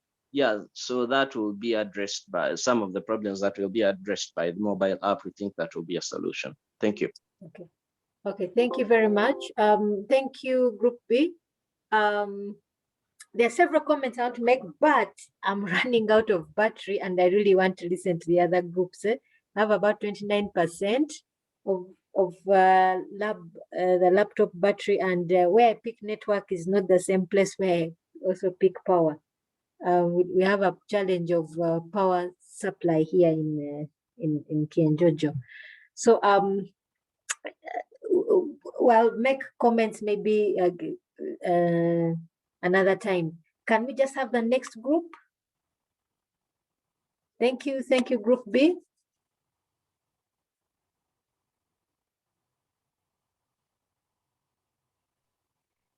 Yes, good morning, members. Good morning.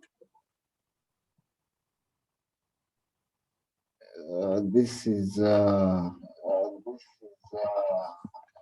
our group. You have some kind of echo. Are you using two different our devices? group. Hello. There is some kind of Can you hear me echo. now? I think we are using two different devices for Zoom. Is it still there? It's okay. Okay. So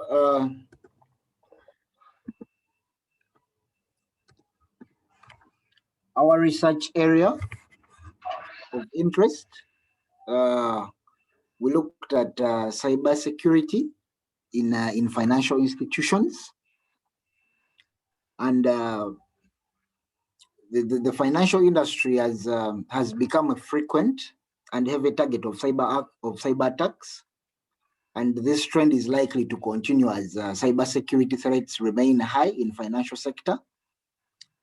Through a critical analysis of current risks, potential business strategies, software and hardware strategies, a set of best practices is presented that will help to prevent and mitigate cyber attacks for financial institutions. And the research that we want to try to do is we want to do an exploratory study, understand what is happening, then we see how best we can do recommendation for practical application of how we can mitigate on the cyber security threats in financial institutions. So our research problem, we are looking at threats to network security are ever present, and reports show that security breaches have become more common despite the globally increased security awareness measures. So it is estimated that in 2015, more than 300 million customers' personal data had been stolen in the 15 largest documented attacks worldwide. So data security within the financial sector is especially relevant to all individuals, because most people have business dealings with financial institutions, and many of these institutions hold personal data about individuals. Because a cyber attack on a financial institution can do an irreparable damage, it is imperative that financial institutions take measures to prevent successful cyber attacks. So in a case of a cyber attack, a comprehensive identification and mitigation plan should also be in place and should be ready to deploy just in case a cybersecurity attack happens. How best can you recover and how quickly can you recover? So too often corporations don't know the scope of a security breach until months after the attack has happened. And of course, this will increase the vulnerability of individuals who have been affected, and it certainly raises a question of confidence in the institution. So the fact that you don't know how best you've been attacked, you don't know how the attack has spread within the organization, so all that. So this study is to explore how cybersecurity management is happening in financial institutions and recommend best practices. So the research question, our main research question is, What challenges do financial institutions face in cybersecurity management? That is our main question. And the sub-questions would be, what factors do financial institutions consider when forming up a cybersecurity team? Another sub-question is, how are financial institutions responding to network threats as technology becomes increasingly powerful and ubiquitous? And what is the current financial industry security process? So for us to be able to assess and make best practices and recommendations here and there in our research, we need to first understand what is the current financial industry security processes. So the research methods that we are looking at utilizing, we are looking at, of course, a qualitative method whereby we shall need to do to look at literature review. We shall look at questionnaires. We shall use questionnaires, of course, to collect some data. And we shall also look at interviews whereby we shall, of course, do an interaction with different stakeholders to understand how best are they implementing the cybersecurity within the organization. Validation, of course, this has been explained. We shall look at triangulation, respondent validation, and judges method. That is maybe to test our instruments of the questionnaires that we are trying to saturate out to the respondents, maybe such that they are really doing what we want them to do. So our research that is our presentation, unless we have anything to guide us on, but that is what we managed to sieve out.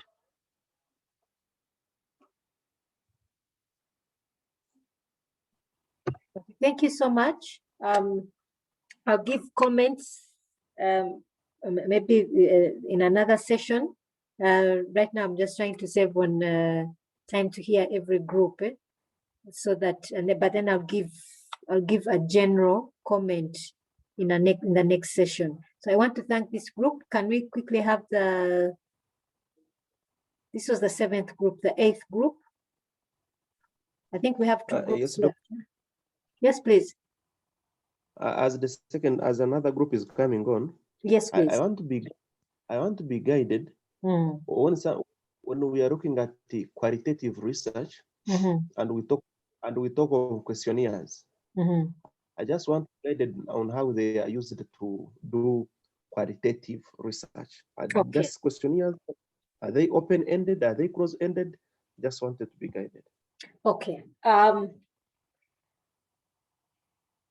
Generally, if you're doing qualitative research, the tools, the recommended tools are observation, focus group discussion, interviews. If you have questionnaires, really maybe they come in to support the other tools.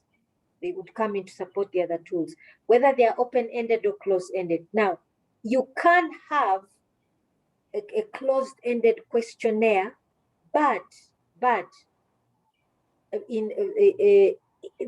this be designed after you have collected data from your focus group, from the other qualitative tools. After. What do I mean?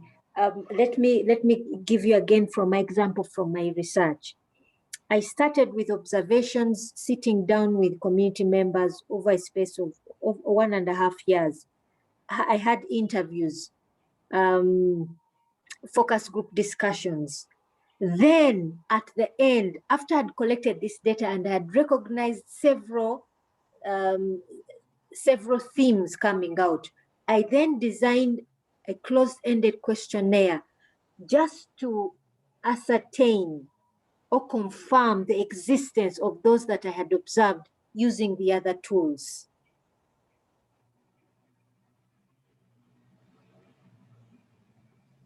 I don't know, Krippen, if I have good. Now, let me then give you a key point. I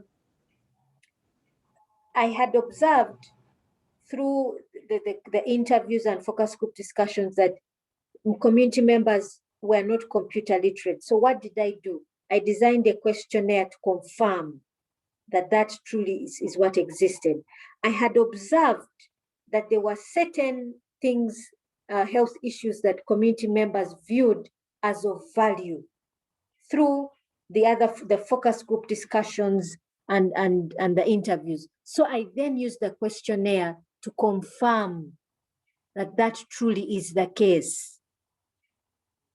So I used a closed-ended questionnaire to confirm what I had observed in the qualitative tools that I first used to collect data. So in other words, So in other words, Crippen, remember when we talked about that research methods, you're basically using an emerging design. We call it, they refer to qualitative research as using an emerging design. Whereas in quantitative, you already have set tools and everything is already set. In qualitative, things emerge. The tool, even by the time you even make a decision to use the questionnaire, you may not have made that decision at the beginning, but at the end you decide, let me use a questionnaire to confirm the existence of these things that I've observed. So it's an emerging design. I don't know, Crippen, if I have I've explained. Thank you, Doctor. You have explained Yes. very well. I get it. Okay. Okay, let's move to the next group. Good morning, members. Good morning. So this is our group D members. So it comprises of 3, Moiti Justin, Opio Phillips Chanagalo, and Tusingwire Conrad. So as I speak, members, Tusingwire Conrad need prayers. Okay, okay. So can we move on? Our research question, the trend of e-commerce in the socio-economic transformation of the Ugandan population, the case study of Kampala. Madam, very well why we chose this topic. You very well know that right now we are on a total lockdown, and the only option for a Ugandan person to continue his life normally is to adopt the use of e-commerce. The trend of e-commerce has been increasing rapidly in the recent years with the development of internet and due to the easy accessibility of internet usage. Easy access to internet has driven consumers to shop online. So I'll go to this other program here that online shopping is used as a medium for communication and electronic commerce. It is to create or improve in value, quality, and attractiveness of delivering customers benefit and better satisfaction. That is why online shopping is more convenient, and a day by day increasingly it is popularity. That is very well we know that for any Ugandan, for any person to improve his life, the accessibility or the use of e-commerce can improve Ugandan life. So because of the time, I would not to go very well. I just want to go to research area of interest. Continued, I'm going to. The main theme of the study is to know the factors that motivate the consumer's attitude and behaviors towards online shopping. Such as will also focus on how consumers form such attitudes with the help of models and who are truly the online shoppers. So we really chose this, that if there was a way we could encourage every person to use e-commerce as a medium of shopping so that every Ugandan person can live really very well. Like for example here, all the shops are closed because even if they didn't close the shops, but now by just opening them and you close transport, automatically it is that the shops are closed because people need transport to move from wherever they are to go to Kampala. So according to the online survey within a few American students, Kesban and Dick, this is 2001 page here. We had that reference there, concluded that internet knowledge, income, and education level are specific, powerful predictors of internet purchases among our university students. See, it is mostly right now, we university students, we are the most consumers of this. For example, if I'm to say here, if we had not adopted this online education, schools are closed.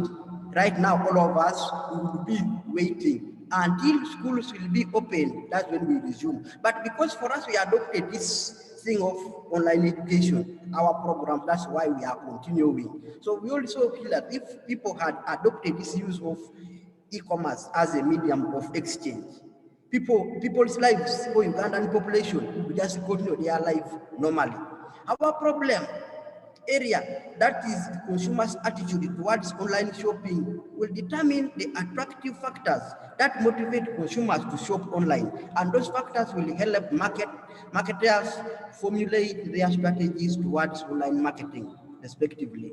As our area of research will be on Kampala and specifically on Uganda matters, it's where it's going to be done. So our research will not only be helpful for the marketers in general, but specifically will be helpful for the marketers in Uganda, such as will present this work with preliminary data, which will help them in covering the subject area in a more diversified way. So, problem definition.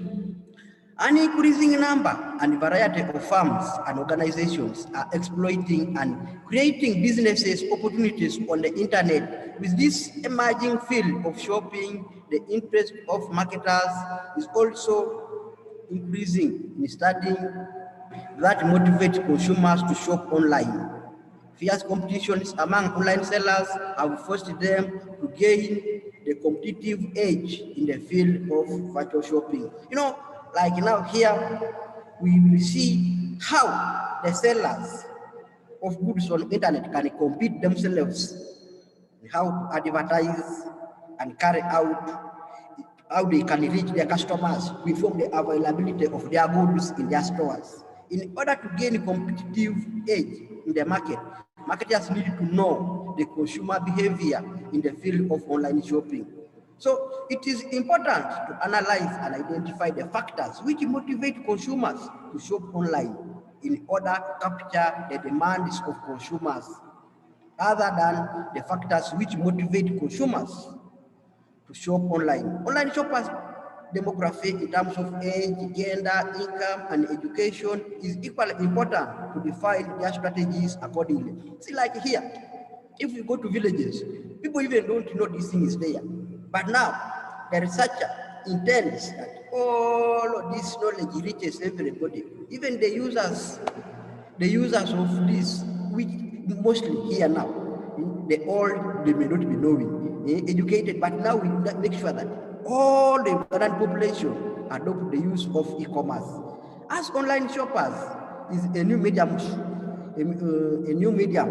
so the consumers' behavior in the field of online shopping is also diverse in nature compared to traditional consumers' behavior. So it is equally important for one to identify what factors motivate consumers to shop online in order to reach towards purpose decision. It consists of several factors which motivate consumers to shop online. These factors are important for retailers to compete in the market and to make their products more compatible. So like right now, you find that you want to shop anything. I don't need to go to any shop. I just go online, Jumia, Gigi.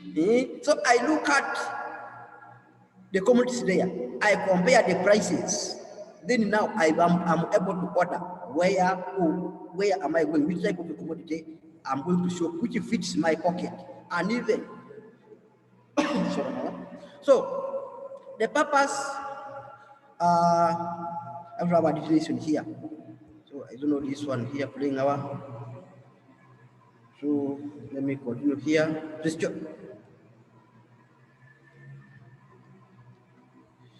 Here,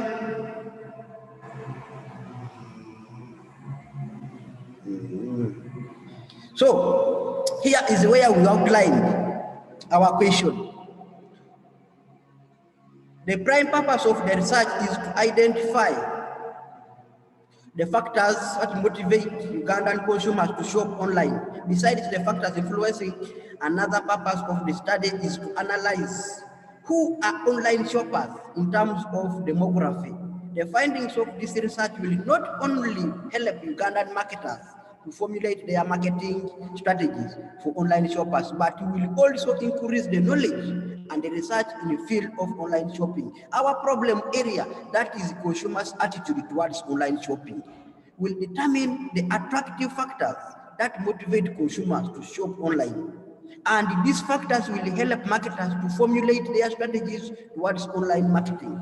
Respectively, as our area of research will be on Uganda and specifically on Kampala, so our research thesis will not only be helpful for the marketers, but generally, specifically will be helpful to all marketers in Uganda. So here, we outline these questions here. What factors motivate consumers to purchase goods and services online without knowing the vendors of these goods? Who are the online shoppers in terms of demography? So, madam, let me firstly talk about this issue. That here, the attitude of the customers, the consumers. For us here, in most cases, we believe most of the online dealers are fake, or they are thieves, they steal. So you find, even if you find something which you could buy cheaply, but some people, they have that negative attitude towards this online shopping. So now let me say the research methods. So our research regarding consumers' attitude towards online shopping is a descriptive research, because we just want to draw a picture of our topic as what are the factors that motivate consumers to shop online. Justin. Yes? You have used the 10 minutes. Okay, it's fine. So let me go here to validation. So madam, I think that's the whatever we looked at. Okay, Danny, I can stop here. No, use more 2 minutes for you. Okay, done. Thank you, sir. So validation and validity. So here the writers, the researchers of this, research question will help to improve the validity of research. Validity is the statement that are designed in real terms measure what is actually meant to measure. As most of the research questions are being extracted from previous literature done in the area of consumers' attitude towards online shopping, which provides the validity, the questionnaire is closely linked with the research questions as part of the questionnaire, deals with questions pertaining each of the factors that can motivate the consumers to shop online. So here, colleagues, what we were trying to see here that when we validate, we have to look at what actually motivates and what are the in fact, what comes from the Ugandan, whatever, and what will motivate the Ugandans to shop online after seeing that really what they need, they can get it within a short specified period of time. So thank you so much, Dan. Okay, thank Madam, you. Thank you for listening. Thank you very much for that presentation. Thank you. In the interest of time, we shall make comments in another session. Let's just have that last group, I believe. Thank you, Justin, for that. And Tim, thank you.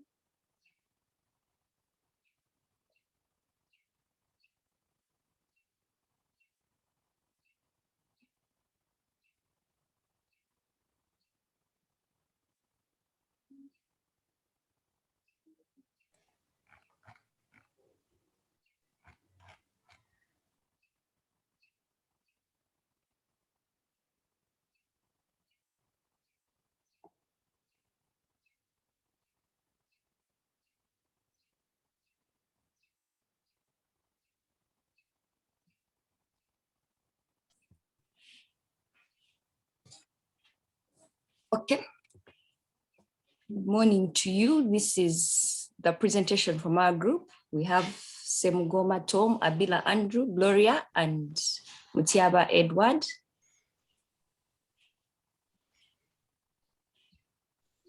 Hey, Gloria, thank you. Gloria and Tim, you're welcome. Please go ahead. Thanks. So our title for this study, we chose a title, a mobile-based information. Thank you, the past presenters.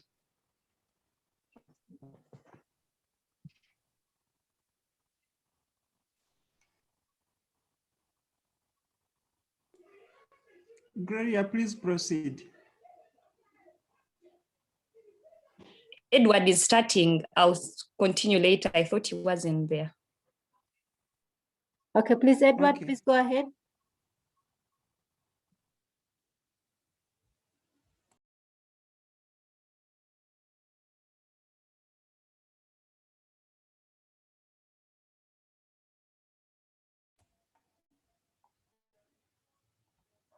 Hello, Edward. Edward, please start. Let's save some time, please.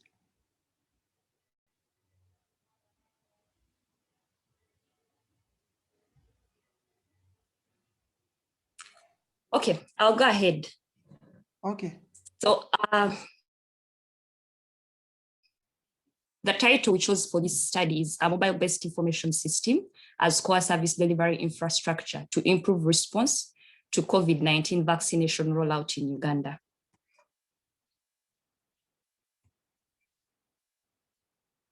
So, and in our introduction, we go on to talk about how the coming of this pandemic has resulted into a global public health and economic crisis. It was declared a pandemic in 2020 March, and the vaccines have been the development of the vaccines have been a major achievement. So for these COVID vaccines to be successful, they need to be widely accepted.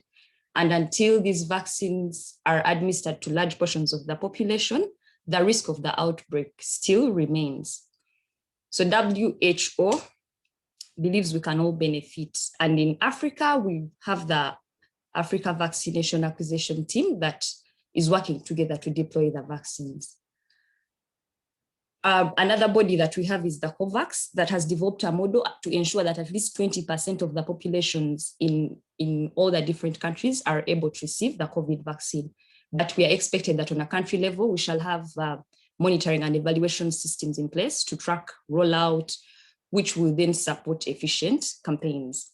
So far, according to WHO, 21% of the population has received at least one dose. And only 0.8% of the people in low-income countries, of which we are part, have received at least one dose. In Uganda, the uptake of the vaccine has been very slow. We ascertain that 30% of the targeted population has so far received the first dose of the vaccine, and this has been due to things like there is a lot of vaccine hesitance. So the population is still hesitant, and there are, of course, questions that they need answers to. They need to understand what is happening. So to reduce this hesitance, we studied and realized that communication strategies and techniques that are used during pandemics should be transparent, honest, accurate, truthful, frequent, inclusive, and have partnerships with community members and healthcare professions. So the problem we identify is that Uganda is coming third after Rwanda and Kenya when it comes to rolling out the vaccine. So while Uganda and Rwanda started initially, they received their first consignment of the vaccine at more or less the same time. Rwanda reported exhausting its vaccine, while Uganda was actually in fear of wastages and expiries due to districts that had low response. So the plans here, due to the resurgence, there's been now a plan to actually increase mobilization of this target population and support more health workers. They feel this is what was not done properly. But knowing that there are things that result into the vaccine hesitance, we need to work towards increasing the vaccination demand among the people. And this will be by correcting some misinformations and misconceptions.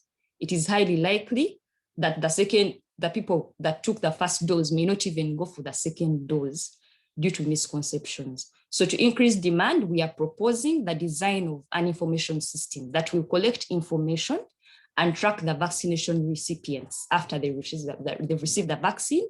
Thereafter, use that very information to also inform more the population of what is the experience of receiving the vaccine. And we took a map to just show the countries that we are comparing that have so far received the vaccine. So we feel that increasingly patients are consulting the internet and different networks or social media for health information. There's an increased role of these methods of communication in informing the populations. While there is misinformation that is affecting the intent of the vaccine and its implication, we need to provide evidence-based information that can actually be generated from a system that has collected data from a population that already took the initial vaccination. So given the low response in taking up the vaccine, we are suggesting that one of the mobilization strategies can be the use of this solution that technology provides as a service delivery infrastructure to increase health awareness, monitoring and tracking of vaccine recipients, and then also help strategic planning at a higher level. So our main objective, we want to increase the vaccination uptake and coverage in Uganda through evidence-based information dissemination, using a mobile-based vaccine user tracking and reporting system. Our specific objectives will be to analyze the current community mobilization systems and review literature, of course, on them, then design an architecture for a mobile-based information system for collecting this individual vaccination data and tracking recipients. Then we shall also develop a system that collects vaccination data, tracks recipients, and does the reporting. We shall, of course, we also intend to validate the system to ensure that it will provide necessary information that users need to make decisions. We are targeting the Ugandan population because of the studies focused on Uganda. And to be more specific, we shall go down to the initial population targets that the Ministry of Health had aimed at for the first rollout. That is the health workers, the security personnel, the teachers, and the persons above the age of 50. We've done a very, very small literature review on how much data management and analytics could help to actually mobilize communities and improve sensitization in uptake and the effects of the vaccine. So our research method, we intend to use a methodology that entails both qualitative and quantitative. The qualitative part is suitable for ascertaining how other countries have managed to successfully have a high uptake of the COVID, not a higher uptake of the COVID vaccine. Then the quantitative part will be used to collect statistical data about the variations of the perceptions of people and the impact of the current mobilization approaches. The population, we want to involve the Ugandan vaccination target population and individuals that have, considering both those that have taken the vaccine and those that have not yet already taken the vaccine. We'll do data collections, our data collection using interviews and questionnaires.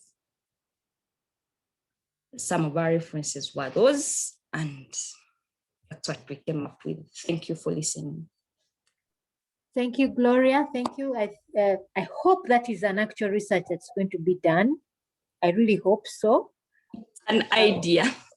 Yeah, I think it's a good one. I'll give, there are several comments I'll give to guide but I think I'll save this for another session because I am currently on 16% battery. So I won't do justice, but I want to say thank you to your group.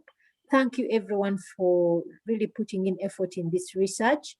I'm going to save comments, just general comments to guide for